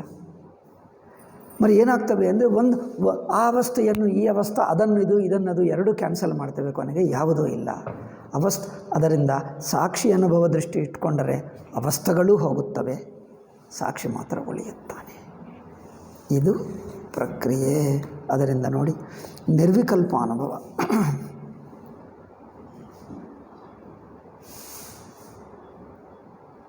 ಓಕೆ. ಆದರೆ ಮೂರನೆಯದೀಗ ಅವಸ್ಥೆಯನ್ನೇ ವಿಷಯವಾಗಿ ಮಾಡಿಕೊಂಡು ನೋಡುವ ಅನುಭವ ಒಂದಿದೆ, ಒಟ್ಟವಸ್ಥೆಯನ್ನೇ ನೋಡುವ ಒಂದು ಅನುಭವ ಇದೆ. ಇದು ಇನ್ನೊಂದು ಆರ್ಗ್ಯುಮೆಂಟ್, ಆ ಯುಕ್ತಿವೇ ಇದು, ಇನ್ನೊಂದು ಯುಕ್ತಿ. ಅವಸ್ಥೆ ಒಳಗಿನ ಒಂದೊಂದು ಪದಾರ್ಥಗಳನ್ನು ವಿಷಯೀಕರಿಸುವುದು ವೃತ್ತಿ ಮೂಲಕ. ಅವಸ್ಥೆ ಒಳಗಿನ ಒಂದೊಂದು ಪದಾರ್ಥ ಗೊತ್ತಾಗಬೇಕು ಅಂದರೆ ವೃತ್ತಿ ಆಗಬೇಕು ಅಲ್ಲವೇ? ಈಗ ಒಟ್ಟವಸ್ಥೆಯನ್ನು ನೋಡುವುದು ಹೇಗೆ? ಒಟ್ಟವಸ್ಥೆಯನ್ನು ನೋಡುವುದಿದೆ, ಅದು ಹೇಳ್ತಾರೆ ನೋಡಿ. ಇದನ್ನು ನಿರ್ವಿಕಲ್ಪಾನುಭವ ಹೇಳ್ತಾರೆ. ನಿರ್ವಿಕಲ್ಪ ಅಂದರೆ ಇದು ಎಂಬುದು ವೃತ್ತಿ ಹೊಸದಾಗಿ ಹುಟ್ಟುತ್ತಾ ಇಲ್ಲ. ವೃತ್ತಿ ಹುಟ್ಟಿದ್ದರೆ ಸವಿಕಲ್ಪ, ವೃತ್ತಿ ಹುಟ್ಟದಿದ್ದರೆ ನಿರ್ವಿಕಲ್ಪ. ನೋಡಿ, ಮಿಕ್ಕ ಎಲ್ಲದೂ ಯೋಚನೆ ಮಾಡುವ. ಗೋಡೆ ಅಂದರೆ ನೆನಪಾಗ್ತದೆ, ಪುಸ್ತಕ ಅಂದರೆ ನೆನಪಾಗ್ತದೆ, ಕುರ್ಚಿ ಅಂದರೆ ನೆನಪಾಗ್ತದೆ, ಮರ ಅಂದರೆ ನೆನಪಾಗ್ತದೆ. ನೀನು ಅಂದರೆ ಗೊತ್ತಾಯಿತು ಹೇಳ್ತಾರೆ. ನಿನ್ನು ತಿಳ್ಕೊಳ್ಳುವ ನೀನು, ನಾನು ಹೇಳಿರುವ ನೀನು ಎರಡಾಯ್ತಾ? ತಿಳ್ಕೊಳ್ಳುವ ನೀನು ಯಾರನ್ನು ತಿಳ್ಕೊಂಡಿದ್ದು? ನನ್ನನ್ನು ನಾನು ಯೋಚನೆ ಮಾಡ್ತಾ ಇದ್ದೀನಿ ಅಂದಿಸಿ. ಗೋಡೆ ಅಂದರೆ ಗೋಡೆ ವಸ್ತು, ನೀನು ತಿಳಿಯುವನು. ನೀನು ಜ್ಞಾತೃ, ವಸ್ತು ಗೋಡೆ. ನೀನು ಜ್ಞಾತೃ ಪುಸ್ತಕ ವಿಷಯ, ನೀನು ಜ್ಞಾತೃ ಅದು ಜ್ಞೇಯ, ನೀನು ಜ್ಞಾತೃ ಕುರ್ಚಿ ಜ್ಞೇಯ, ನೀನು ಜ್ಞಾತೃ ಮನುಷ್ಯ ಜ್ಞೇಯ, ನೀನು ಜ್ಞಾತೃ ಪ್ರತಿಯೊಂದು ಜ್ಞೇಯಕ್ಕೆ ನೀನು ಜ್ಞಾತೃವಾಗ್ತೀವಿ. ಈಗ ಹೇಳು, ನಿನ್ನನ್ನೇ ನೀವು ಜ್ಞೇಯವಾಗಿ ತಿಳ್ಕೊ. ನಾನು ಈಗ ಹೇಳು, ನಾನೇ ಜ್ಞಾತೃ ನಾನೇ ಜ್ಞೇಯ, ಅಲ್ಲಿ ವೃತ್ತಿ ಹುಟ್ಟುತ್ತದೆ. ನಿರ್ವಿಕಲ್ಪ ಹೇಳಿದ್ದಾರೆ. ನಿರ್ವಿಕಲ್ಪ ಅಂದರೆ ಇನ್ನು ಹೊಸ ವೃತ್ತಿ ಬೇಕಾಗಿಲ್ಲ, ಮೊದಲಿನಿಂದಲೇ ಇದ್ದೀನಲ್ಲ, ಇನ್ನು ಹೊಸ ವೃತ್ತಿ ಹುಟ್ಟಬೇಕಾಗಿಲ್ಲ. ವೃತ್ತಿ ಹುಟ್ಟಿದ್ದರೆ ಸವಿಕಲ್ಪ, ವೃತ್ತಿ ಹುಟ್ಟದಿದ್ದರೆ ನಿರ್ವಿಕಲ್ಪ. ಅನುಭವ ಗೊತ್ತಾಗ್ತಾ ಇದೆ. ನಾನು ಎಂದು ಯೋಚನೆ ಮಾಡ್ತಾ ಇದ್ದೀನಿ. ನಾನು ಇನ್ನೊಬ್ಬರನ್ನು ಕುರಿತು ಯಾರು ಮಾಡಿದ್ದಾರೆ ನಾನೇ ಎಂದು ಹೇಳ್ತಾನೆ. ಇಷ್ಟೊತ್ತಲ್ಲಿ ಯಾರು ಹೋಗಬೇಕು ಅಂತೆ ನಾನೇ ಹೋಗಬೇಕು. ಬಟ್ ನಾನು ಎಂದು ಹೇಳಿದಾಗ ಮಿಕ್ಕವರನ್ನು ನೀವು ಯೋಚನೆ ಮಾಡಿದ್ದಾಗ ಹೇಗಿರುತ್ತದೋ ನನ್ನನ್ನು ಯೋಚನೆ ಮಾಡುವಾಗ ಅದೇ ತರಹ ಮನಸ್ಸಿನ ಅನುಭವ ಇದೆಯಾ ಹೇಳಿ? ಮಿಕ್ಕವರನ್ನು ತನಗಿಂತ ಇನ್ನೊಬ್ಬರನ್ನು ಯೋಚನೆ ಮಾಡುವಾಗ ಯಾವ ತರಹ ವೃತ್ತಿ ಇತ್ತೋ ನನ್ನನ್ನು ಯೋಚನೆ ಮಾಡುವಾಗ ಅದೇ ತರಹ ಒಂದು ಬಗೆಯಾದ ಅನುಭವ ಇದೆ. ಬಟ್ ಆ ತರಹ ವೃತ್ತಿ ಇಲ್ಲ. ಒಂದು ಬಗೆಯಾದ ಅನುಭವ ಇದೆ, ಬಟ್ ಆ ತರಹ ವೃತ್ತಿ ಇಲ್ಲ. ಇನ್ನೊಂದು ವಸ್ತುವನ್ನು ಯೋಚನೆ ಮಾಡಿದ್ದರೆ ಯಾವ ತರಹ ವೃತ್ತಿ ಆಯಿತೋ ನನ್ನನ್ನೇ ಎಂದು ತಿಳ್ಕೊಂಡಾಗ ಇನ್ನೊಂದು ಬಗೆ. ಇದು ನಿರ್ವಿಕಲ್ಪ ಅನುಭವ, ಅದು ಸವಿಕಲ್ಪ ಅನುಭವ. ಅಥವಾ ಅವಸ್ಥ ಒಳಗಿನ ಒಂದೊಂದು ವಸ್ತುಗಳನ್ನು ಯೋಚನೆ ಮಾಡುವಾಗ ಒಂದು ಅಲ್ಲವೇ? ನಾನೇನು ಪುಸ್ತಕ ಹೇಳಿದೆ, ನೆನಪಿಸ್ಕೊಂಡಿದ್ದೆ. ಮರ ಯೋಚನೆ ಮಾಡಿದೆ. ಇನ್ನೊಂದು ಬೆಟ್ಟ ಯೋಚನೆ ಮಾಡಿದ್ದೆ, ನದಿ ಯೋಚನೆ ಮಾಡಿದೆ. ಈಗ ಜಾಗ್ರದ ಅವಸ್ಥೆ ಇನ್ನೊಂದು ವೃತ್ತಿ ಹುಟ್ಟಬೇಕಾ? ಮಿಕ್ಕದು ಎಲ್ಲದು ಹೇಳಿದ್ದಾಗ ಆ ವೃತ್ತಿ ಮನಸ್ಸುకు ಬಂದರೆ ಗೊತ್ತಾಯಿತು ಹೇಳ್ತಾರೆ. ಆಗದಿದ್ದರೆ ಕೆಲವೊಮ್ಮೆ ಪದ ನಿಮಗೆ ಚೆನ್ನಾಗಿ ಕೇಳಿಸದಿದ್ದರೆ ಏನು ಹೇಳಿದ್ದೀರಿ ಹೇಳಿ ಮತ್ತೊಂದು ಸಲ ಎಂದು ಹೇಳ್ತಾರೆ. ಗಡಿಯಾರ ಹೇಳಿದರೆ ಗಡಿಯಾರ ಗೊತ್ತಾಯ್ತು. ಅವರು ಹೇಳಿದರೆ ನಾನು ಏನೋ ಹೇಳಿದ, ಅವರು ಸರಿಯಾಗಿ ಪದ ಕೇಳಿಸಲಿಲ್ಲ. ಯೋಚನೆಗೆ ಬಂತ ಅಂದರೆ ಯೋಚನೆ ನೀವೇನು ಹೇಳಿದರೆ ಅರ್ಥವಾಗದಿದ್ದರೂ ನಿಮಗೆ ಯೋಚನೆಗೆ ಬಂದಿಲ್ಲವ, ಬರ್ತಾ ಇಲ್ಲ. ನೀವು ಹೇಳಿದ್ದು ಏನೋ ನನಗೆ ಪದ ಕೇಳಿಸಬೇಕು. ಅದು ಗಡಿಯಾರವ ಕುರ್ಚಿಯ ಸ್ಪಷ್ಟವಾಗಿ ಹೇಳಿ. ಅದು ಕೇಳಿಸಿದ್ದರೆ ಯೋಚನೆಗೆ ಬರ್ತದೆ, ಕೇಳಿಸದಿದ್ದರೆ ಯೋಚನೆ ಹೇಗೆ ಮಾಡೋದು? ಗಡಿಯಾರ ಗಡಿಯಾರಣ ನನಗೇನು ಗಾಗ ಎನಿಸಿತು, ಗಡ ನನಗೆ ಸರಿಯಾಗಿ ಅರ್ಥವಾಗಲಿಲ್ಲ. ಗಡಿಯಾರ ಅಂದರೆ ಗೊತ್ತಾಯಿತು ಅಂದರೆ ವೃತ್ತಿ ಬಂತು. ಗೊತ್ತಾಯಿತು ಅಂದರೆ ವೃತ್ತಿ ಆಯಿತು. ವೃತ್ತಿ ಆದರೆ ಗೊತ್ತಾಯಿತು ಅನಿಸುತ್ತದೆ, ವೃತ್ತಿ ವಿಷಯವಾಗುತ್ತದೆ. ಇದು ಸವಿಕಲ್ಪ ವೃತ್ತಿ. ಈಗ ಎಚ್ಚರ ಅಂದರೆ ಹೊಸ ವೃತ್ತಿ ಹುಟ್ಟಬೇಕಾ?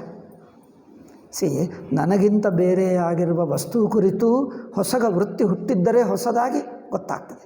ಬಟ್ ಎಚ್ಚರ ಅಂದರೆ ಹೊಸದಾಗಿ ವೃತ್ತಿ ಹುಟ್ಟಬೇಕಾಗಿಲ್ಲ. ಏಕೆ ಬಟ್ ಎಚ್ಚರ ಗೊತ್ತಾಗ್ತಾ ಇದೆ ನಿಮಗೆ. ಗೋಡೆ, ಪುಸ್ತಕ, ಮರ, ಗಿಡಗಳು ಮುಂತಾದವು ಹೇಗೆ ಗೊತ್ತಾಗ್ತದೋ ಹಾಗೆ ಎಚ್ಚರ ಅಂದರೆ ನಿಮಗೆ ಗೊತ್ತಾಗಿದ್ದು ಆ ಅನುಭವ ಯಾವುದು? ಮಿಕ್ಕ ವಸ್ತುಗಳನ್ನು ಯೋಚನೆ ಮಾಡಿದಾಗ ಹೇಗೆ ವೃತ್ತಿ ಆಯಿತೋ ಎಚ್ಚರ ಎಂದು ತಿಳ್ಕೊಂಡಾಗ ಆ ವೃತ್ತಿ ಈ ವೃತ್ತಿ ಒಂದೇ ಬಗೆ ಇದೆಯಾ? ಇಲ್ಲ. ಮಿಕ್ಕ ವಸ್ತುಗಳನ್ನು ತಿಳ್ಕೊಂಡರೆ ಯೋಚನೆ ಮಾಡಿದ್ದರೆ ಸವಿಕಲ್ಪ ವೃತ್ತಿ, ಎಚ್ಚರವನ್ನೇ ತಿಳ್ಕೊಂಡರೆ ನಿರ್ವಿಕಲ್ಪ. ಅನುಭವವಾಗ್ತಾ ಇದೆ, ಬಟ್ ವಿಕಲ್ಪವಾಗ್ತಾ ಇಲ್ಲ. ಅಂದರೆ ಅನುಭವದಲ್ಲೇ ಇದ್ದೀರಿ, ಅನುಭವ ಕುರಿತಿನ ಯೋಚನೆ ಆಗ್ತಾ ಇಲ್ಲ. ಅನುಭವ ಒಂದು ಅಲ್ಲವೇ? ಅನುಭವದ ಕುರಿತು ಯೋಚನೆ ಒಂದು. ಅನುಭವ ಕುರಿತು ವೃತ್ತಿ ಹುಟ್ಟುತ್ತಾ ಇಲ್ಲ, ಅನುಭವ ಇದೆ ಅಷ್ಟೇ, ವೃತ್ತಿ ಇಲ್ಲ. ಆ ಅನುಭವ ಮುಗಿದ ನಂತರ ವೃತ್ತಿ ಆಗ್ತದೆ, ಆವಾಗ ಸವಿಕಲ್ಪ ಆಗುತ್ತದೆ. ಸವಿಕಲ್ಪ ನಿರ್ವಿಕಲ್ಪಕ್ಕೆ ಅನುಭವದಲ್ಲಿ ಮುಳುಗಿದ್ದರೆ ನಿರ್ವಿಕಲ್ಪ. ಅನುಭವ ಮುಗಿದ ನಂತರ ನೆನಪಿಸ್ಕೊ, ಆಗ್ತದೆ. ಹೀಗಿತ್ತು ನೆನಪಿಸ್ಕೊಳ್ತೀವಿ ಅಲ್ಲ. ಅನುಭವದಲ್ಲಿ ಹೊರಕ್ಕೆ ಬಂದ ನಂತರ ಅದು ಯೋಚನೆ ಆಗುತ್ತದೆ, ಅದು ಸವಿಕಲ್ಪ ಆಗುತ್ತದೆ. ನೀವು ಯಾವುದೇ ವಸ್ತು ನೋಡುವಾಗ ನೀವು ಶಬ್ದ ಕೇಳಿಸ್ತಾ ಇದ್ದೀರಿ, ಅವರೇನೋ ಕೇಳುವಾಗ ಆ ಕೇಳುವಿಕೆಯಲ್ಲಿ ಮುಳುಗಿದ್ದೀರಿ, ಮಾತಾಡಲ್ಲ, ಮೌನವಾಗಿ ಕೇಳ್ತೀರಿ. ಕೇಳಿದ ನಂತರ ಈಗ ಹೇಳ್ತೀನಿ ಅಂದರೆ ಈಗ ನೆನಪಿಸ್ಕೊಂಡು ಹೇಳ್ತೀರಿ, ವೃತ್ತಿ ಆಯಿತು. ಆ ಅನುಭವದಲ್ಲಿ ಮುಳುಗಿರುವಾಗ ಅನುಭವ ಇತ್ತು, ವೃತ್ತಿ ಇರಲಿಲ್ಲ. ನಂತರ ವೃತ್ತಿ ಆಯಿತು, ಅದು ಮುಗಿದ ನಂತರ ಈಗ ಹೇಳ್ತೀನಿ ಅಂತ ಹೇಳ್ತಾರೆ. ಆವಾಗ ಏಕೆ ಹೇಳಲಿಲ್ಲ ಅಂದರೆ ಆ ಅನುಭವದಲ್ಲಿ ಮುಳುಗಿರುವಾಗ ವೃತ್ತಿ ಇಲ್ಲ, ಅನುಭವ ಆಗ್ತಾ ಇದೆ, ಅರಿವಾಗ್ತಾ ಇದೆ. ಅದು ಮುಗಿದ ನಂತರ ಮನಸ್ಸು ನೆನಪಿಟ್ಕೊಳ್ತದೆ, ವೃತ್ತಿ ಆಗುತ್ತದೆ, ಅದು ಹೇಳ್ತದೆ. ಹಾಗೆ ಎಚ್ಚರವು ಅನುಭವವೇ ಹೊರತು ವೃತ್ತಿ ಆಗಲ್ಲ. ನಿರ್ವಿಕಲ್ಪ ಅಂದರೆ ಗೊತ್ತಾಗ್ತಾ ಇದೆ, ಎಚ್ಚರ ಅನುಭವ, ನಿರ್ವಿಕಲ್ಪ ಅನುಭವ, ಸವಿಕಲ್ಪ ಅಲ್ಲ. ಸವಿಕಲ್ಪ ಅಂದರೆ ಒಂದು ನೋಡಿ ನೆನಪಿಸ್ಕೊಂಡರೆ ಹೇಗೆ ವೃತ್ತಿ ಆಗ್ತದೋ ಆ ತರಹ ವೃತ್ತಿ ಆಗಲ್ಲ. ನೇರಾಗಿ ನೋಡುವಾಗ ಅನುಭವದಲ್ಲೇ ಮುಳುಗುತ್ತೀರಿ, ವೃತ್ತಿ ಆಗಲ್ಲ. ಅನುಭವ ಮುಗಿದ ನಂತರ ನೆನಪಿಸ್ಕೊಂಡ್ರೆ ವೃತ್ತಿ ತಯಾರಾಗ್ತದೆ. ಹಾಗೆ ಎಚ್ಚರ ಅನುಭವ, ಅವಸ್ಥೆಯನ್ನು ನೋಡು. ಅವಸ್ಥೆಯನ್ನು ನೀವು ಯೋಚನೆ ಮಾಡಬೇಡ, ಜಾಗೃತ ಯೋಚನೆ ಬೇಡ, ಜಾಗೃತ ಅನುಭವದಲ್ಲಿ ಮುಳುಗಿರು. ಕನಸಿನ ಅನುಭವದಲ್ಲಿ ಮುಳುಗಿರು, ಯೋಚನೆ ಬೇಡ. ಸುಷುಪ್ತಿ ಹಾಗೆಯೇ, ಸುಷುಪ್ತಿ ಅನುಭವದಲ್ಲಿ ಇರ್ತೀರಿ. ಸುಷುಪ್ತಿ ಅನುಭವದಿಂದ ಹೊರಗೆ ಬಂದ ನಂತರ ಹೀಗೆ ಇತ್ತು, ಏನು ಗೊತ್ತಿರಲಿಲ್ಲ ಅನಿಸುತ್ತದೆ, ವೃತ್ತಿ ಆಗುತ್ತದೆ. ಅನುಭವದಲ್ಲಿರುವಾಗ ನನಗೇನು ಗೊತ್ತಿರಲಿಲ್ಲ ಎಂದು ಯೋಚನೆ ಇತ್ತ? ಈಗ ನೋಡಿ ನಾನು ಈಗ ತರಣಿದ್ದೆಯಲ್ಲಿದ್ದೇನೆ, ಈಗ ನನಗೇನು ಗೊತ್ತಾಗ್ತಾ ಇಲ್ಲ, ಈ ಯೋಚನೆ ಇತ್ತ? ಅಂದರೆ ವೃತ್ತಿ ಇಲ್ಲದೆ ನಿರ್ವಿಕಲ್ಪಾನುಭವ ಇತ್ತು. ನಿರ್ವಿಕಲ್ಪಾನುಭವ, ಇದು ಒಂದು ವೃತ್ತಿ ಇರಲಿಲ್ಲ. ಬಟ್ ಎಲ್ಲವೂ ಒಂದೇ. ವೃತ್ತಿ ಬಂದ ನಂತರ ಹಾಗಿತ್ತು ಹೀಗಿತ್ತು ಹೇಳ್ತದೆ. ಆವಾಗ ಹಾಗೆ ಹೀಗೆ ಎಂದು ಹೇಳೋಕ್ಕಾಗಲ್ಲ, ಸುಮ್ಮನೆ ಅನುಭವ. ಹಾಗೆ ಎಚ್ಚರವೂ ಅಷ್ಟೇ, ಹಾಗೆ ಹೀಗೆ ಎಂದು ಹೇಳೋಕ್ಕಾಗಲ್ಲ. ಅನುಭವ, ಕನಸು ಅನುಭವ, ಸುಷುಪ್ತಿ ಅನುಭವ. ಈ ಮೂರು ಅನುಭವಗಳು ಏನು ಅಂದರೆ ಸುಮ್ಮನೆ ಅನುಭವ. ಆ ಅನುಭವದಿಂದ ಹೊರಕ್ಕೆ ಬಂದ ನಂತರ ಅದು ಹಾಗೆ ಹೀಗೆ ಎಂದು ಹೆಸರಿಡ್ತೀವಿ. ಹೆಸರಿಲ್ಲ ಅದಕ್ಕೆ. ವೃತ್ತಿ ಆದರೆ ಹೆಸರಿಡೋಕ್ಕಾಗ್ತದೆ, ವೃತ್ತಿ ಇಲ್ಲದಿದ್ದರೆ ಹೆಸರಿಡೋಕ್ಕಾಗಲ್ಲ. ವೃತ್ತಿ ಇದ್ದರೆ ಇದು ಎಂದು ಹೆಸರಿಡಬಹುದು, ಸವಿಕಲ್ಪ ಆಗುತ್ತದೆ. ಆದ್ದರಿಂದ ಎಚ್ಚರದ ಅನುಭವ ಮಾತಿಲ್ಲ, ವೃತ್ತಿ ಇಲ್ಲ, ಅದರಲ್ಲಿ ಮುಳುಗಿದ್ದು.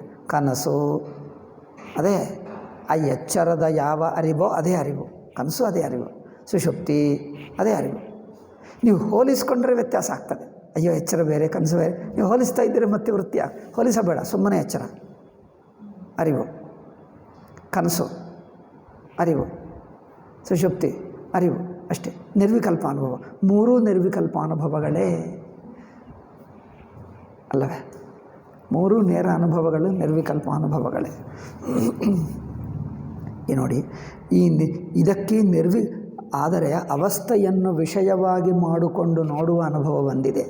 ಒಟ್ಟವಸ್ಥ ಗೊತ್ತಾಗುವ, ಒಟ್ಟವಸ್ಥೆಯನ್ನು ಗೊತ್ತಾಗುವಾಗ ಒಂದು ಬಗೆಯಾದ ಅನುಭವವಾಗುತ್ತದೆ. ಅದನ್ನು ನಿರ್ವಿಕಲ್ಪ ಅನುಭವ ಎಂದು ಹೇಳ್ತೀವಿ. ಅವಸ್ಥಾತ್ರಯದಲ್ಲಿ ಮಾತ್ರ ಈ ಅನುಭವವನ್ನು ಲೆಕ್ಕಕ್ಕೆ ತೆಗೆದುಕೊಂಡಿರುತ್ತದೆ. ಈ ಅನುಭವದ ಕಣ್ಣಿನಿಂದ ನೋಡಿದಾಗ ಇಡೀ ಎಚ್ಚರವೇ ಅದಕ್ಕೆ ವಿಷಯವಾಗಿ ಬಿಡುತ್ತದೆ. ಒಟ್ಟು ಎಚ್ಚರ ಅಂದರೆ ನಿಮ್ಮ ಮನಸ್ಸಿಗೆ ಏನು ಬರುತ್ತದೆ ಹೇಳಿ? ಎಚ್ಚರ ಅಂದರೆ ನೀವು ಸಾಮಾನ್ಯವಾಗಿ ಏನು ತಿಳ್ಕೊಳ್ತಾರೆ? ಯಾವುದೇ ಒಂದೋ ಎರಡೋ ವಸ್ತುಗಳು, ಒಂದೆರಡಲ್ಲ, ಒಟ್ಟು ಎಚ್ಚರ. ಅದರಲ್ಲಿ ಒಟ್ಟು ದೇಶ ಇದೆ, ಒಟ್ಟು ಕಾಲ ಇದೆ, ಭೂತ ಭವಿಷ್ಯದ ವರ್ತಮಾನ, ವಿಂಗಡ ಇಲ್ಲ, ಒಟ್ಟು ಕಾಲ. ಒಟ್ಟು ಕಾಲವಿದ್ದರೆ, ಒಟ್ಟು ಕಾಲ ಅಂದರೆ ಕಾಲವೃತ್ಯ ಬರಲ್ಲ. ನೀವು ದೇಶ ಅಂದರೆ ಏನು? ಇಷ್ಟೊತ್ತು 5 ನಿಮಿಷ 10 ನಿಮಿಷ 1 ಗಂಟೆ 2 ಗಂಟೆ ಯೋಚನೆ ಮಾಡಬಹುದು. ಅಲ್ಲಪ್ಪ, ಅವಯವವಿಲ್ಲದ ನಿರವಯವ ಒಟ್ಟು ಕಾಲ, ಏನು ವೃತ್ತಿ ಬರುತ್ತದೆ? ಏನು ವೃತ್ತಿ ಆಗಲ್ಲ. ಅದು ನಿರ್ವಿಕಲ್ಪ ಅನುಭವ. ನಿರವಯವ ಒಟ್ಟು ಕಾಲ ಅಂದರೆ 1 ಗಂಟೆ 2 ಗಂಟೆ 5 ನಿಮಿಷ 10 ನಿಮಿಷ ಅಲ್ಲ, ಆಯಿತಾ? ಅಥವಾ ಒಂದು ಶತಮಾನ, ಯಾವ ಅಳತೆ ಇಲ್ಲದ ಕಾಲ ನಿರ್ವಿಕಲ್ಪ ಆಗಿಬಿಡ್ತದೆ. ಇಲ್ಲಿ ಅಲ್ಲಿ ಎಂದು ದೇಶ ಹೇಳ್ತೀರಿ, ಅಲ್ಲಿ ಇಲ್ಲಿ ಎಂದು ವಿಂಗಡವಿಲ್ಲದ ದೇಶ, ಒಟ್ಟು ದೇಶ ವೃತ್ತಿ ಏನಾಗಲ್ಲ. ಬಟ್ ಗೊತ್ತಾಗ್ತದೆ ಎಲ್ಲ ಒಂದೇ ಒಂದು ಹಾಗೆ. ಅಂದರೆ ಒಂದು ವಿಷಯ ಇದೆ, ಆದರೆ ಅದಕ್ಕೆ ವಿಂಗಡವಿಲ್ಲದ ವಿಷಯ. ಹೀಗೆ ಇದನ್ನು ಈ ನೋಟ, ಈ ಅನುಭವ ನೋಟದಿಂದ ನೋಡಿದ್ದರೆ ಏನಾಗುತ್ತದೆ? ಅನುಭವದ ಕಣ್ಣಿನಿಂದ ನೋಡಿದಾಗ ಇಡೀ ಎಚ್ಚರವೇ ಅದಕ್ಕೆ ವಿಷಯವಾಗಿ ಬಿಡುತ್ತದೆ. ಆವಾಗ ಎಚ್ಚರದೊಳಗಿನ ಬುದ್ಧಿಯ ಎಚ್ಚರ ಒಳಗಿನ ಬುದ್ಧಿಗೆ ಈ ದ್ರವ್ಯಗುಣ ಕ್ರಿಯೆಗಳು ವಿಂಗಡ ಇರುತ್ತದೆ. ಅದಕ್ಕೆ ದ್ರವ್ಯಗುಣಗಳ ವಿಂಗಡವಿಲ್ಲ. ದ್ರವ್ಯಗುಣಾದಿಗಳ ವಿಂಗಡವಿಲ್ಲದ ಒಟ್ಟು ಅಂದರೆ ವಿಂಗಡವಿಲ್ಲದ ಒಟ್ಟು ವೃತ್ತಿ, ವಿಂಗಡವಿಲ್ಲದ ಒಟ್ಟು ಅನುಭವ ಅಂದರೆ ಅದನ್ನು ಹೋಲಿಸೋಕ್ಕಾಗಲ್ಲ. ಹೋಲಿಸಿದ್ದರೆ ನಮಗೆ ಅರ್ಥವಾಗ್ತದೆ. ವಿಂಗಡ ಅಂದರೆ ಏನು? ಹೋಲಿಕೆ. ಅದು ಇದು ಅಂದರೆ ಮಿಕ್ಕದಿಂದ ಬಿಡಿಸಿ ಹೇಳ್ತೀವಿ, ಇದು ಎಂದು ಬಿಡಿಸುವಕ್ಕೆ ಇನ್ನೊಂದಿಲ್ಲ. ಬಿಡಿಸುವಕ್ಕೆ ಇದಕ್ಕಿಂತ ಬೇರೆ ಎನ್ನುವುದಕ್ಕೆ ಕಾಂಟ್ರಾಸ್ಟ್ಗೆ ಇನ್ನೊಂದಿಲ್ಲ. ಏನು ಹೇಳ್ತೀವಿ ನೀವು ನೋಡಿ? ಹೋಲಿಸುವುದಕ್ಕೆ ಇನ್ನೊಂದಿಲ್ಲ. ಲೌಕಿಕ ಉದಾಹರಣೆ, ಒಂದು ವಸ್ತು, ಎದುರಾಗಿರುವ ವಸ್ತು ನೋಡಿ, ಅದು ಇದು ಮಿಕ್ಕದ್ದಲ್ಲ ಮಿಕ್ಕದಲ್ಲ ಎಂದು ಹೋಲಿಸುವುದಕ್ಕೆ ಇನ್ನೊಂದಿಲ್ಲ, ಕಂಪೇರ್ಗೂ ಕಾಂಟ್ರಾಸ್ಟಕ್ಕೆ ಇನ್ನೊಂದಿಲ್ಲ. ಏನು ಕಂಡು ಬರ್ತಾ ಇದೆ ಹೇಳಿ? ಏನೂ ಇರಲ್ಲ, ಸುಮ್ಮನೆ ನಿಮ್ಮ ಕಣ್ಣಿನ ನೋಟ ಇರುತ್ತದೆ ಅಷ್ಟೇ. ಕಣ್ಣಿನ ನೋಟ ಏನೋ ಇದೆ ಅಷ್ಟೇ. ಅದು ಏನು ಎಂದು ಏನು ಹೇಳೋಕ್ಕಾಗಲ್ಲ, ಅದು ಇದು ಎಂದು ಹೇಳೋಕ್ಕೆ ಆಗಲ್ಲ. ಏಕೆ? ಸುಮ್ಮನೆ ನೋಟ, ತೋರಿಕೆ ಅಷ್ಟೇ. ಇದು ಎಂದು ಹೇಳಬೇಕಂದ್ರೆ ಇನ್ನೊಂದಿರಬೇಕು, ಅದಕ್ಕಿಂತ ಇದು ಬೇರೆ ಎಂದು ಹೇಳಬೇಕು. ಅದಲ್ಲ, ಇದು ವಿಂಗಡ ಮಾಡಬೇಕು. ಹೋಲಿಸಬೇಕು, ವಿಂಗಡ ಮಾಡಬೇಕು. ಎಲ್ಲಿ ಹೋಲಿಕೆ ಇಲ್ಲ, ವಿಂಗಡ ಇಲ್ಲ, ಸುಮ್ಮನೆ ಅನುಭವ ಅದು ನಿರ್ವಿಕಲ್ಪ ಅನುಭವ. ಒಟ್ಟು ಜಾಗೃತ ಅವಸ್ಥೆಯನ್ನು ನೋಡಿದ್ದರೆ, ಒಟ್ಟು ಅಂದರೆ ಏನು ಯೋಚನೆ ಮಾಡ್ತೀರಿ ಹೇಳಿ? ಒಟ್ಟು ಜಾಗೃತ ಅವಸ್ಥೆ. ಇನ್ಫಿನಿಟ್ ಅಂದರೆ ಏನು ಯೋಚನೆ ಮಾಡ್ತೀರಿ ಹೇಳಿ? ಇನ್ಫಿನಿಟ್, ಅನಂತ. ಅನಂತ ಅಂದರೆ ಎಷ್ಟು? ಅನಂತ ಅಂದರೆ ಯೋಚನೆ ಮಾಡಿ ಹೇಳ್ತೀನಿ. ಮಾಡು. ಅನಂತ ಅಂದರೆ ಇನ್ನೂ ಅನಂತ ಬರ್ತಾ ಇಲ್ಲವ? ಎಷ್ಟು ಹೇಳು? ಅನಂತ ಅಂದರೆ ಒಂದಕ್ಕಿಂತ ಹೆಚ್ಚು. ಇನ್ನು ಅನಂತ ಅಂದರೆ 2ಕ್ಕಿಂತ ಹೆಚ್ಚು. ಅನಂತ ಅಂದರೆ 3 ಸೆಂಟಿಮೀಟರ್ಗಿಂತ ಹೆಚ್ಚು. ಹೌದಪ್ಪ, ಹೆಚ್ಚು. ಇನ್ನೂ ಹೇಳು. ಅನಂತ ಯಾವುದಕ್ಕಿಂತ ಹೆಚ್ಚು ಬೇಡ, ಸುಮ್ಮನೆ ಅನಂತ ಅಂದರೆ ಎಷ್ಟು ಹೇಳು? ಏನು ಯೋಚನೆ ಬರ್ತದೆ? ಯೋಚನೆ ಬರಲ್ಲ, ಬ್ಲ್ಯಾಂಕ್ ಆಗಿಬಿಡ್ತದೆ. ಅಂದರೆ ಎಲ್ಲ ಬಟ್ ವಿಷಯೀಕರಿಸ್ತಾ ಇದೆ, ಯೋಚನೆ ಮಾಡ್ತಾ ಇದ್ದೀರಿ, ಬಟ್ ಆಕಾರ ಬರ್ತಾ ಇಲ್ಲ, ವೃತ್ತಿ ಆಕಾರ ಬರ್ತಾ ಇಲ್ಲ. ಎಷ್ಟು ಎಂದು ಪರಿಮಾಣ ಬರ್ತಾ ಇಲ್ಲ.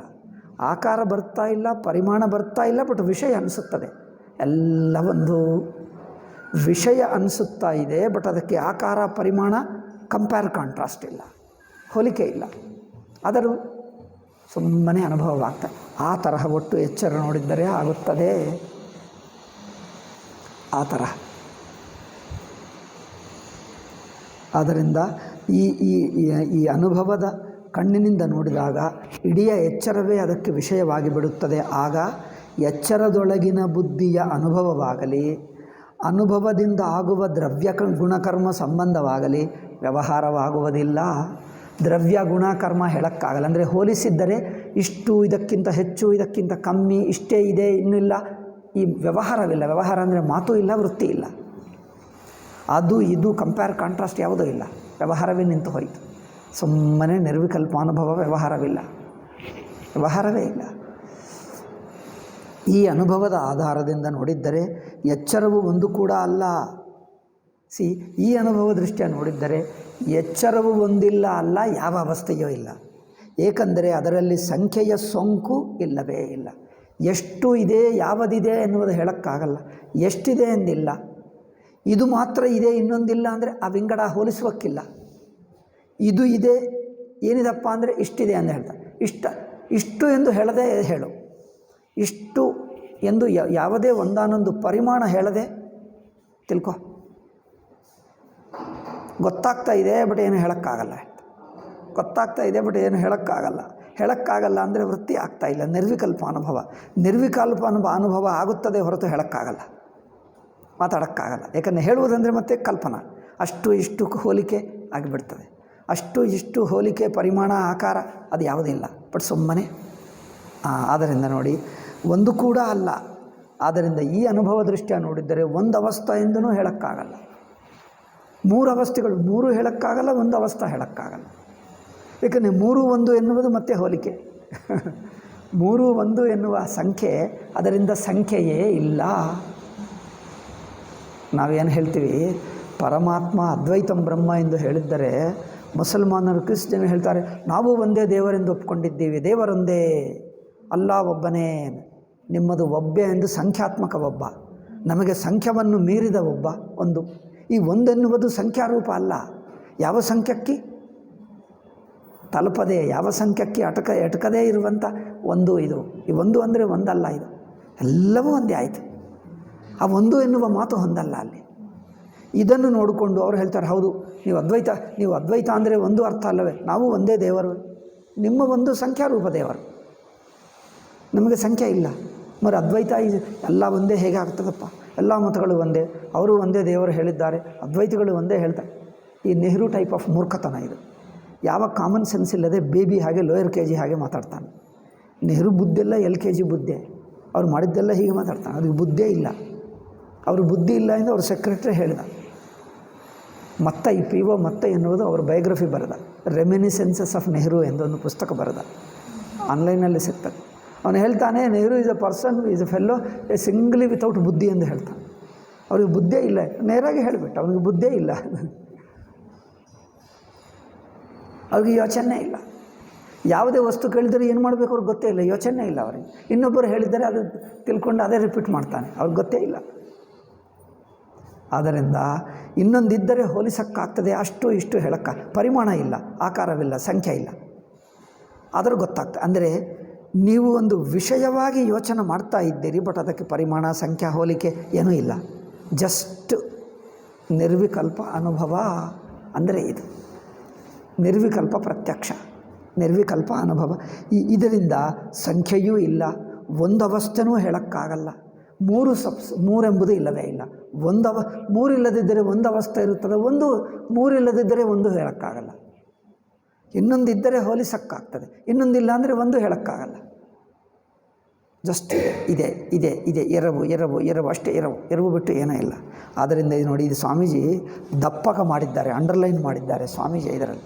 ಈ ಅನುಭವದ ಆಧಾರದಿಂದ ನೋಡಿದ್ದರೆ ಎಚ್ಚರವು ಒಂದು ಎನ್ನುವುದು ಹೇಳೋಕ್ಕಾಗಲ್ಲ. ಏಕೆಂದರೆ ಅದರಲ್ಲಿ ಸಂಖ್ಯೆಯ ಸಂಖ್ಯೆ ಇಲ್ಲವೇ ಇಲ್ಲ. ಇನ್ನೂ ಅದಕ್ಕೆ ಎರಡನೆಯದಾದ ಮತ್ತೊಂದು ಅವಸ್ಥೆ ಎಂಬುದು ಎಲ್ಲಿಂದ ಬರಬೇಕು? ಒಂದೆಂಬುದೇ ಇಲ್ಲ, ಇನ್ನೊಂದು ಎಂದು ಹೇಗೆ ಹೇಳೋಕ್ಕಾಗ್ತದೆ? ಒಂದು ಇಲ್ಲ, ಇನ್ನೊಂದೆಂದು ಹೇಳೋಕ್ಕೂ ಆಗಲ್ಲ. ಆದ್ದರಿಂದ ಅವಸ್ಥೆಗಳು ಮೂರು ಎಂಬ ವ್ಯವಹಾರವು ಅಯುಕ್ತ, ಮೂರೆಂಬ ವ್ಯವಹಾರವು ತಪ್ಪು. ಹೀಗೆ ಗೊತ್ತಾಯ್ತಾ? ಮೂರು ಅವಸ್ಥೆಗಳಿಲ್ಲ. ನೀವು ಮೊದಲು ಹೇಳ್ತೀರಿ ಮೂರು ಅವಸ್ಥಾ ವೇದಾಂತ ಹೇಳ್ತದೆ.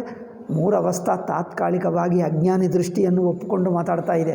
ವಿಚಾರ ಮಾಡ್ತಾ ಇದ್ದರೆ ಮೂರೇ ಇಲ್ಲ, ಅವಸ್ಥಾ ಇಲ್ಲ. ಅಯ್ಯೋ ಇದೇನು ಮರಿ ತುರಿಯ ಅಂದರೆ ಮರಿ ಇದೆ, ಯಾವ ಅವಸ್ಥಾ ಇಲ್ಲ, ಸ್ವತಃ ಸಿದ್ಧ ಇರುವುದೆಲ್ಲ ಒಂದೇ ಅಂದರೆ ಒಂದು ಎಂದು ಮಾತು ಇಲ್ಲ, ಎಲ್ಲವೂ ಅರಿವೇ ಅರಿವು. ಈಗ ಅದರಲ್ಲಿ ಅವಸ್ಥಾ ವಿಂಗಡವಿಲ್ಲ, ಅದನ್ನೇ ಸ್ವತಃ ಸಿದ್ಧ ತುರಿಯ ಎಂದು ಹೇಳ್ತೀವಿ. ಆ ತುರಿಯ ಮುಂದೆ ಬರುತ್ತದೆ. ಈಗ ಮಾತ್ರ ನಿರ್ವಿಕಲ್ಪ ಅಷ್ಟೇ ಹೇಳಿದ್ದಾರೆ.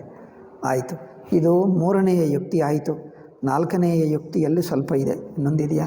ಅಯ್ಯೋ ಆಲ್ರೆಡಿ 20 ನಿಮಿಷ ಆಯಿತು. ಓದಿಬಿಡುವುದಾ? ಬೇಗ ಓದಿಬಿಡ್ತೀನಿ, 2 ನಿಮಿಷದಲ್ಲಿ ಹೇಳಿಬಿಡ್ತೀನಿ. ಒಂದು ಹಗ್ಗವನ್ನೇ ಹಾವು, ನೀರಿನ ಕೋಡಿ ಅಂದರೆ ಸ್ಟ್ರೀಕಾ, ವಾಟರ್ ಸ್ಟ್ರೀಕಾ, ನೀರಿನ ಕೋಡಿ, ಇನ್ನೊಂದು ನೆಲದ ಬಿರುಕಿಲ್ಲ. ಅಲ್ಲಪ್ಪ, ನೀರಿನ ಕೋಡಿ, ನೆಲದ ಬಿರುಕು, ಕ್ರ್ಯಾಕ್ ಅಂದ ಅರ್ಥ, ನೆಲದ ಬಿರುಕು, ಭೂಮಿ ಪಗಲು ಹೇಳ್ತಾರಲ್ಲ, ಭೂಮಿ ಪಗಲು. ಸೊ ಹಗ್ಗವನ್ನೇ ಹಾವು, ನೀರಿನ ಕೋಡಿ, ನೆಲದ ಬೆರುಕು, ಈ ಮೂರು ಎಂದು ಬೇರೆ ಬೇರೆಯಾಗಿ ಬಗೆಯುವ ನಾವುಗಳು, ಈ ಮೂರಂದು ತಗೊಂಡಿರುವ ನಾವು ಪರಮಾರ್ಥವನ್ನೇ ಎಚ್ಚರ, ಕನಸು, ತನನಿದ್ದೆ ಎಂದು ಬಗೆಯುತ್ತಿರುವವು. ಅದನ್ನೇ ಮೂರು ಎಂದು ಹೇಗೆ ಹೇಳ್ತೀವೋ ಇದೆ. అంటే ಭ್ರಾಂತಿ ದೃಷ್ಟಿಯಲ್ಲೇ ಮೂರೇ ಹೊರತು ಮೂರು ಸೇರಿಕೊಂಡು ಒಂದು ಭ್ರಾಂತಿ ಅಲ್ಲವೇ? ಒಂದೇ ಭ್ರಾಂತಿಯಲ್ಲಿ ಮೂರು ಬಗೆ ತೋರುವುದು. ಮೂರು ಬಗೆ ತೋರಿದ್ದರೂ ಭ್ರಾಂತಿಯೇನ ಅಲ್ಲವಾ? ನೀವು ನೀರಿನ ಕೋಡಿ ನೋಡುವಾಗ ಭ್ರಾಂತಿ ಇದೆ, ಹಾವೆಂದು ನೋಡುವಾಗ ಭ್ರಾಂತಿ ಇದೆ, ನೆಲದ ಬೆರುಕು ಎಂದು ಹೇಳಿದಾಗ ನೆಲದ ಬೆರುಕು ನೆಲದ ಬೆರುಕು ಹೇಳುವಾಗ ಭ್ರಾಂತಿ ಇದೆ. ಅಂದರೆ ಈ ಮೂರರಲ್ಲಿ ಯಾವುದೇ ತೋರಲಿ ಬಿರುಕೆ ಇದೆ, ಭ್ರಾಂತಿ ಇದೆ. ಭ್ರಾಂತಿಯಲ್ಲಿ ಮೂರು ನೋಡು, ಭ್ರಾಂತಿಯಲ್ಲಿ ಮೂರಾದರೇನು, ಎರಡಾದರೇನು, ಒಂದಾದರೇನು, ಭ್ರಾಂತಿ ಒಂದೇ. ಆದ್ದರಿಂದ ಆ ಭ್ರಾಂತಿ ಒಂದನ್ನು ನಿರ್ವಿಕಲ್ಪ ಹೇಳಿದ್ದೀವಿ. ಅದರ ಒಳಗಿನ ವ್ಯತ್ಯಾಸಗಳು ನೋಡಿದರೆ ಸವಿಕಲ್ಪ ಆಗುತ್ತೆ. ಭ್ರಾಂತಿ ಒಂದೇ, ಅದೇ ಅಧ್ಯಾಸ ಹೇಳಿದ್ದಾರೆ ನೋಡಿ. ಅಧ್ಯಾಸಂ ಪುರಸ್ಕೃತ್ಯ, ಅಧ್ಯಾಸ ಒಳಗೆ ಈಗ ಮಿಕ್ಕ ವಿಂಗಡಗಳು ಆಲ್ ಸೇರಿಸ್ಕೊಂಡು ಭ್ರಾಂತಿ, ಥಾಟ್ ಅಂದರೆ ಅನುಭವ. ಥಾಟು ಹೇಳೋಕ್ಕಾಗಲ್ಲ, ಅನುಭವ. ಓಕೆ. ಎಂದು ಬೇರೆ ಬೇರೆಯಾಗಿ ಬಗೆಯುವ ನಾವುಗಳು ಪರಮಾರ್ಥವನ್ನೇ ಎಚ್ಚರ, ಕನಸು, ತನನಿದ್ದೆ ಎಂದು ಬಗೆಯುತ್ತಿರುವವು. ದೃಷ್ಟಾಂತದಲ್ಲಿ ಹಾವು ಇರುವಾಗ, ಇಲ್ಲಿ ನೋಡಿ, ದೃಷ್ಟಾಂತದಲ್ಲಿ ಹಾವಿರುವಾಗ ನೀರಿನ ಕೋಡಿ ಇಲ್ಲ. ನೀರಿನ ಕೋಡಿ ಎಂದು ತಿಳ್ಕೊಂಡಾಗ ಬೆರುಕು, ನೆಲದ ಬಿರುಕು ಇಲ್ಲ. ನೆಲದ ಬಿರುಕು ಎಂದು ತಿಳ್ಕೊಂಡಾಗ ಹಾವಿಲ್ಲ. ಒಂದಿರುವಾಗ ಇನ್ನೊಂದಿಲ್ಲ ಅಲ್ಲವೇ? ಕೋಡಿ ಇರುವಾಗ ನೆಲದ ಬೆರುಕಿಲ್ಲ, ಬೆರುಕಿರುವಾಗ ಮತ್ತೆರಡು ಇಲ್ಲ. ಇದು ಹಗ್ಗವೆಂಬ ನಿಜವಾಗೂ ತಿಳಿದಾಗ ಹಗ್ಗ ಎಂದು ತಿಳ್ಕೊಂಡಾದರೆ ಮೂರೂ ಇಲ್ಲ. ಹಾಗೆ ಅರಿವೇ ಸಾಕ್ಷಿ ಮಾತ್ರವೇ ಎಂದು ತಿಳ್ಕೊಂಡಾಗ ಮೂರು ಅವಸ್ಥೆಗಳು ಇಲ್ಲ. ಏಕೆ? ಆ ಅರಿವನ್ನೇ ಮೂರಾಗಿ ನೀವು ಹೆಸರು ಹೇಳ್ತಾ ಇದ್ದೀವಿ. ಅಲ್ಲಿ ಮೂರಿದ್ದರೆ ಅಲ್ಲವೇ? ಮೂರು ಇಲ್ಲವೇ ಇಲ್ಲ. ಅದು ಎಲ್ಲವೂ ಒಂದೇ ಅರಿವು. ಆದ್ದರಿಂದ ಪರಮಾರ್ಥದ ಹಗ್ಗವೆಂಬ ನಿಜವು ತಿಳಿದಾಗ ಹಾವು ಕೋಡಿ ಬಿರುಕು ಯಾವುದೂ ಇಲ್ಲ. ಹೀಗೆಯೇ ಎಚ್ಚರ ಕನಸು ನಿದ್ದೆ ಇವುಗಳಲ್ಲಿ ಒಂದಿರುವಾಗ ಮಿಕ್ಕ ಎರಡು ಇರುವುದಿಲ್ಲ. ನೋಡಿ, ಹಾವಿರುವಾಗ ಮಿಕ್ಕ ಎರಡಿಲ್ಲ. ಭ್ರಾಂತಿ ಒಳಗೆ ಭ್ರಾಂತಿಯ ಒಂದು ರೂಪ ಇರುವಾಗ ಮಿಕ್ಕ ಎರಡು ರೂಪ ಇಲ್ಲ. ನೆಲದ ಬಿರುಕು ಇರುವಾಗ ಮಿಕ್ಕ ಎರಡಿಲ್ಲ.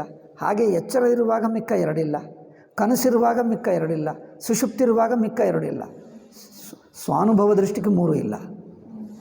ಅರಿವಿನ ದೃಷ್ಟಿಗೆ ಮೂರು, ಆ ಮೂರೆಂಬುದೇ ಇಲ್ಲ. ಹೀಗೆ ಪರಮಾರ್ಥದ ಸ್ವರೂಪವನ್ನು ನಾವು ಕಂಡುಕೊಳ್ಳುವಾಗ ಈ ಮೂರೂ ಇರುವುದಿಲ್ಲ. ಮೂರೆಂಬುದೇ ಹೊಂದಲ್ಲ. ಅದು ಈಗ ಲಾಸ್ಟ್ 1-2-3 ವಾಕ್ಯಗಳಲ್ಲಿ ಈ 42 ಮುಗಿಸಿಬಿಡೋಣ. ಈಗ ನಾಳೆ 43ನೇದು 5ನೇ ಅವಸ್ಥಾತ್ರಯ ಸಾಕ್ಷಿ ಹೇಳ್ತಾನೆ. ಸಾಕ್ಷಿ ನಾಳೆ ಹೇಳೋಣ.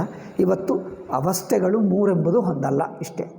ಈ ಮೂರೆಂಬುದು ಸಾಕ್ಷಿ ಬಿಟ್ಟು ಯಾವುದೂ ಇಲ್ಲ ಎಂದು ತುರಿಯ ನಾಳೆ ಹೇಳುವುದಾಗುತ್ತದೆ. ಓಕೆ. ಭ್ರಾಂತಿ ಕಲ್ಪಿತವಾದ ಇವನ್ನು 1, 2, 3 ಎಂದು ಎಣಿಸುವುದೇ ತಪ್ಪು. ಆದರೂ ಇದೊಂದು ಕಲ್ಪನಾ ವ್ಯವಹಾರವನ್ನು 3 ಎಂಬುದು ಕಲ್ಪಿಸುವುದು ಹೊಂದಲ್ಲ. ಆದರೂ ಕಲ್ಪಿಸಿ ಮಾತಾಡ್ತಾ ಇದ್ದೀವಿ. ಏಕೆ ಅಂದರೆ ಎಚ್ಚರದ ಮನಸ್ಸಿಟ್ಟುಕೊಂಡು ಕಲ್ಪಿಸ್ತಾ ಇದ್ದೀವಿ. ಎಚ್ಚರ ಮನಸ್ಸಿನಿಂದ ಕಲ್ಪಿಸಿ ಮಾತಾಡ್ತಾ ಇದ್ದೀವಿ.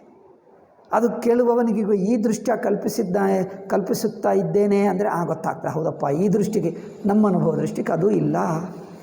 3 ಎಂದು ಎಣಿಸುವುದೇ ತಪ್ಪಾದರೂ ಇದೊಂದು ಕಲ್ಪನಾ ವ್ಯವಹಾರವನ್ನು ವೇದಾಂತಿಗಳು ಎಚ್ಚರ ದೃಷ್ಟಿಯಿಂದಲೇ ಇಟ್ಟುಕೊಂಡಿರುತ್ತಾರೆ. ಎಚ್ಚರ ಮನಸ್ಸನ್ನು ಇಟ್ಟುಕೊಂಡು 3 ಎಂದು ಹೇಳ್ತೀವಿ. ಸಾಕ್ಷಿ ಅನುಭವ ದೃಷ್ಟಿಗೆ 3 ಹೊಂದಲ್ಲ. ಇದು ಜಿಜ್ಞಾಸುಗಳ ಉಪದೇಶಕ್ಕಾಗಿ ಅಂದರೆ ಜಿಜ್ಞಾಸುಗಳ ಉಪದೇಶಕ್ಕೆ. మరి ಹಾಗಾದರೆ 3 ಅವಸ್ಥೆಗಳಿಲ್ಲದಿದ್ದರೆ ಗುರುಗಳಿಗೆ 3 ಅವಸ್ಥೆಗಳಿಲ್ಲ ಎಂದು ಗೊತ್ತಾಯಿತಲ್ಲ. ಮತ್ತೆ ಅವಸ್ಥಾತ್ರಯ ವಿವೇಕ ಈ ಸುಳ್ಳು ಹೇಳುವುದೇಕೆ? ಹೌದು, ಅವಸ್ಥಾತ್ರಯ ವಿವೇಕ ಗುರುಗಳಿಗೆ ಇಲ್ಲ, ಏಕೆ? ಶಿಷ್ಯನಿಗೂ ಇಲ್ಲ, ಯಾರಿಗೂ ಇಲ್ಲ. మరి ಸುಮ್ಮನೆ ಎಚ್ಚರ ದೃಷ್ಟಿನಿಂದ ಇದ್ದಂತೆ ಒಪ್ಪಿಕೊಂಡು ಮಾತಾಡೋದು. ಆ ಎಚ್ಚರ ದೃಷ್ಟಿಯನ್ನು ಬಿಡಿಸಿಬಿಟ್ಟು ಒಟ್ಟು ಅವಸ್ಥಾ ದೃಷ್ಟಿಗೆ ಬಂದರೆ ಅಯ್ಯೋ ಅದು ಇಲ್ಲ ಎಂದು ಗೊತ್ತಾಗ್ಬಿಡ್ತದೆ. ಅವನಿಗೂ ಗೊತ್ತಾಗಿಬಿಡ್ತದೆ, ಮೊದಲು ಇಲ್ಲ, ಹೀಗೇನೂ ಇಲ್ಲ, ಯಾರಿಗೂ ಇಲ್ಲ, ಇರಲಿಲ್ಲ, ಅಷ್ಟೇ. ಆದ್ದರಿಂದ ಉಪದೇಶಕ್ಕೋಸ್ಕರ 3 ಅವಸ್ಥೆಗಳೆಂಬ ಮಾತಿಟ್ಟುಕೊಂಡು ವಿಚಾರ ಮಾಡ್ತೀವಿ. ಅದಕ್ಕೋಸ್ಕರ ಅಧ್ಯಾರೋಪಿಸಿ ವಿಚಾರ, ಕಲ್ಪಿಸಿ ವಿಚಾರ. ಏಕೆಂದರೆ 3 ಇಲ್ಲವೇ ಇಲ್ಲ. మరి 3 ಎಂದು ಇಟ್ಟುಕೊಂಡು ಸುಮ್ಮನೆ ಮಾತಾಡೋದಷ್ಟೇ. ನಿಜವಾಗಿಯೂ ಇವು ಮೂರೆಂಬುದನ್ನು ಅವರು ಒಪ್ಪುವುದೇ ಇಲ್ಲ. 3 ಇದೆ ಎನ್ನುವುದು ಗುರುಗಳು ಶಾಸ್ತ್ರದೃಷ್ಟಿ ಒಪ್ಪುವುದೇ ಇಲ್ಲ. ಇದು ಮಾಂಡುಕ್ಯ ಹೇಳ್ತದೆ. ಇನ್ನು ಮುಂದೆ ನಾವು ಅವಸ್ಥೆಗಳು 3 ಎಂದು ವ್ಯವಹರಿಸುವಾಗಲೆಲ್ಲ ಅಂದರೆ ಇನ್ನು ಮೇಲೆ ನಾವು 3 ಅವಸ್ಥೆಗಳು ಹೇಳುವಾಗುವುದೆಲ್ಲ ಎಚ್ಚರ ಜ್ಞಾತೃ ದೃಷ್ಟಿ, ಎಚ್ಚರ ಮನಸ್ಸು ದೃಷ್ಟಿ ಇಟ್ಟುಕೊಂಡು 3 ಎಂದು ಹೇಳ್ತಾ ಇದ್ದೀವಿ. ಸಾಕ್ಷಿ ಅನುಭವ ದೃಷ್ಟಿ ಅಲ್ಲ. ಸಾಕ್ಷಿ ಅನುಭವ ದೃಷ್ಟಿಗೆ 3 ಹೊಂದಲ್ಲ ಎಂಬುದ ಈ ರಹಸ್ಯವನ್ನು ಇಟ್ಟುಕೊಂಡು ಕೇಳಿ ಈ ಪುಸ್ತಕವನ್ನೆಲ್ಲ. ಇಲ್ಲದಿದ್ದರೆ ನೀವು 3 ಇಲ್ಲ ಹೇಳ್ತೀರಿ, ಮತ್ತೆ 3 ಮಾತಾಡ್ತೀರಿ ಅಂದರೆ 3 ಎಂಬುದು ಸುಮ್ಮನೆ ಕಲ್ಪಿಸಿ ಮಾತಾಡ್ತಾ ಇದ್ದೀವಲ್ಲ, ನಿಜವಾಗಿಲ್ಲ ಎಂದು ಗೊತ್ತು. ಸುಮ್ಮನೆ ಇದ್ದಂತೆ ಇಟ್ಟುಕೊಂಡು ಮಾತಾಡ್ತಾ ಇದ್ದೀವಿ. ಎಚ್ಚರ ಎಲ್ಲಿ? ಇಲ್ಲೇ ಇದೆ. ಕನಸಲ್ಲಿ ಇಲ್ಲೇ ಇದೆ. ನೀವು ಆ 3 ಹೇಳಿದ್ದೀವಲ್ಲ, ಹಾವು, ನೆಲದ ಬೆರುಕು, ನೀರಿನ ಕೋಡಿ, ಈ 3 ಎಂಬುದು ಒಂದಿರುವಾಗ ಮಿಕ್ಕ 2 ಇಲ್ಲ ಹೇಳ್ತೀವಿ. ಈ 3 ಯಾವ ಭ್ರಾಂತಿಗಿದೆಯೋ ಆ ಭ್ರಾಂತಿಗೆ 3 ಬೇರೆ. ಭ್ರಾಂತಿ ಅಂದ್ರೇನು? ಹಗ್ಗ ಬಿಟ್ಟು ಏನೋ ಅನಿಸಿತು, ಹಗ್ಗಕ್ಕಿಂತ ಬೇರು, ಹಗ್ಗಕ್ಕಿಂತ ಏನೋ ಅನಿಸಿತು. ಆ ಏನೋದಲ್ಲಿ 3 ಅಡಕವಾಗಿಯೋ ಅಲ್ಲವೋ? ಹಗ್ಗಕ್ಕಿಂತ ಏನೋ, ಆ ಏನೋ ಎಂಬುದು ಏನು? ಅನ್ಸ್ಪೆಸಿಫೈಡ್, ಅದು ನಿರ್ವಿಕಲ್ಪ. ಅನ್ಸ್ಪೆಸಿಫೈಡ್ ಈಸ್ ನಿರ್ವಿಕಲ್ಪ, ಸ್ಪೆಸಿಫೈಡ್ ಈಸ್ ಸವಿಕಲ್ಪ. ಅನ್ಸ್ಪೆಸಿಫೈಡ್ ಸ್ಪೆಸಿಫೈಡ್ ತನಗಿಂತ ಬೇರೆಯೇ ಇಲ್ಲ ಅಂದರೆ ಅದ್ವಿತೀಯ. ತನಗೂ ಅನ್ಸ್ಪೆಸಿಫೈಡ್ ಇದ್ದರೆ ನಿರ್ವಿಕಲ್ಪ, ತನಗೂ ಸ್ಪೆಸಿಫೈಡ್ ಆಗಿ ತೋರಿದ್ದರೆ ಸವಿಕಲ್ಪ, ತನಗೂ ಅನ್ಸ್ಪೆಸಿಫೈಡ್ ತೋರಿದ್ದರೆ ಸವಿಕಲ್ಪ. ಈಗ ತನಗಿಂತ ಬೇರೆ ಇಲ್ಲ ಅಂದರೆ ಅದು ಇಲ್ಲ. ಅನ್ಸ್ಪೆಸಿಫೈಡ್ ಸ್ಪೆಸಿಫೈಡ್ 2 ಇಲ್ಲ, ತಾನೇ ತಾನು. ಆ ತಾನೇ ತಾನು ಎನ್ನುವುದು ಸಾಕ್ಷಿ ಮಾತ್ರ. ನಾಳೆ ಹೇಳ್ತೀವಿ. ಓಂ ಶಾಂತಿ ಶಾಂತಿ ಶಾಂತಿ. ಹರಿ ಓಂ ಶ್ರೀ ಗುರುಭ್ಯೋ ನಮಃ. ಹರಿ ಓಂ ತತ್ಸತ್.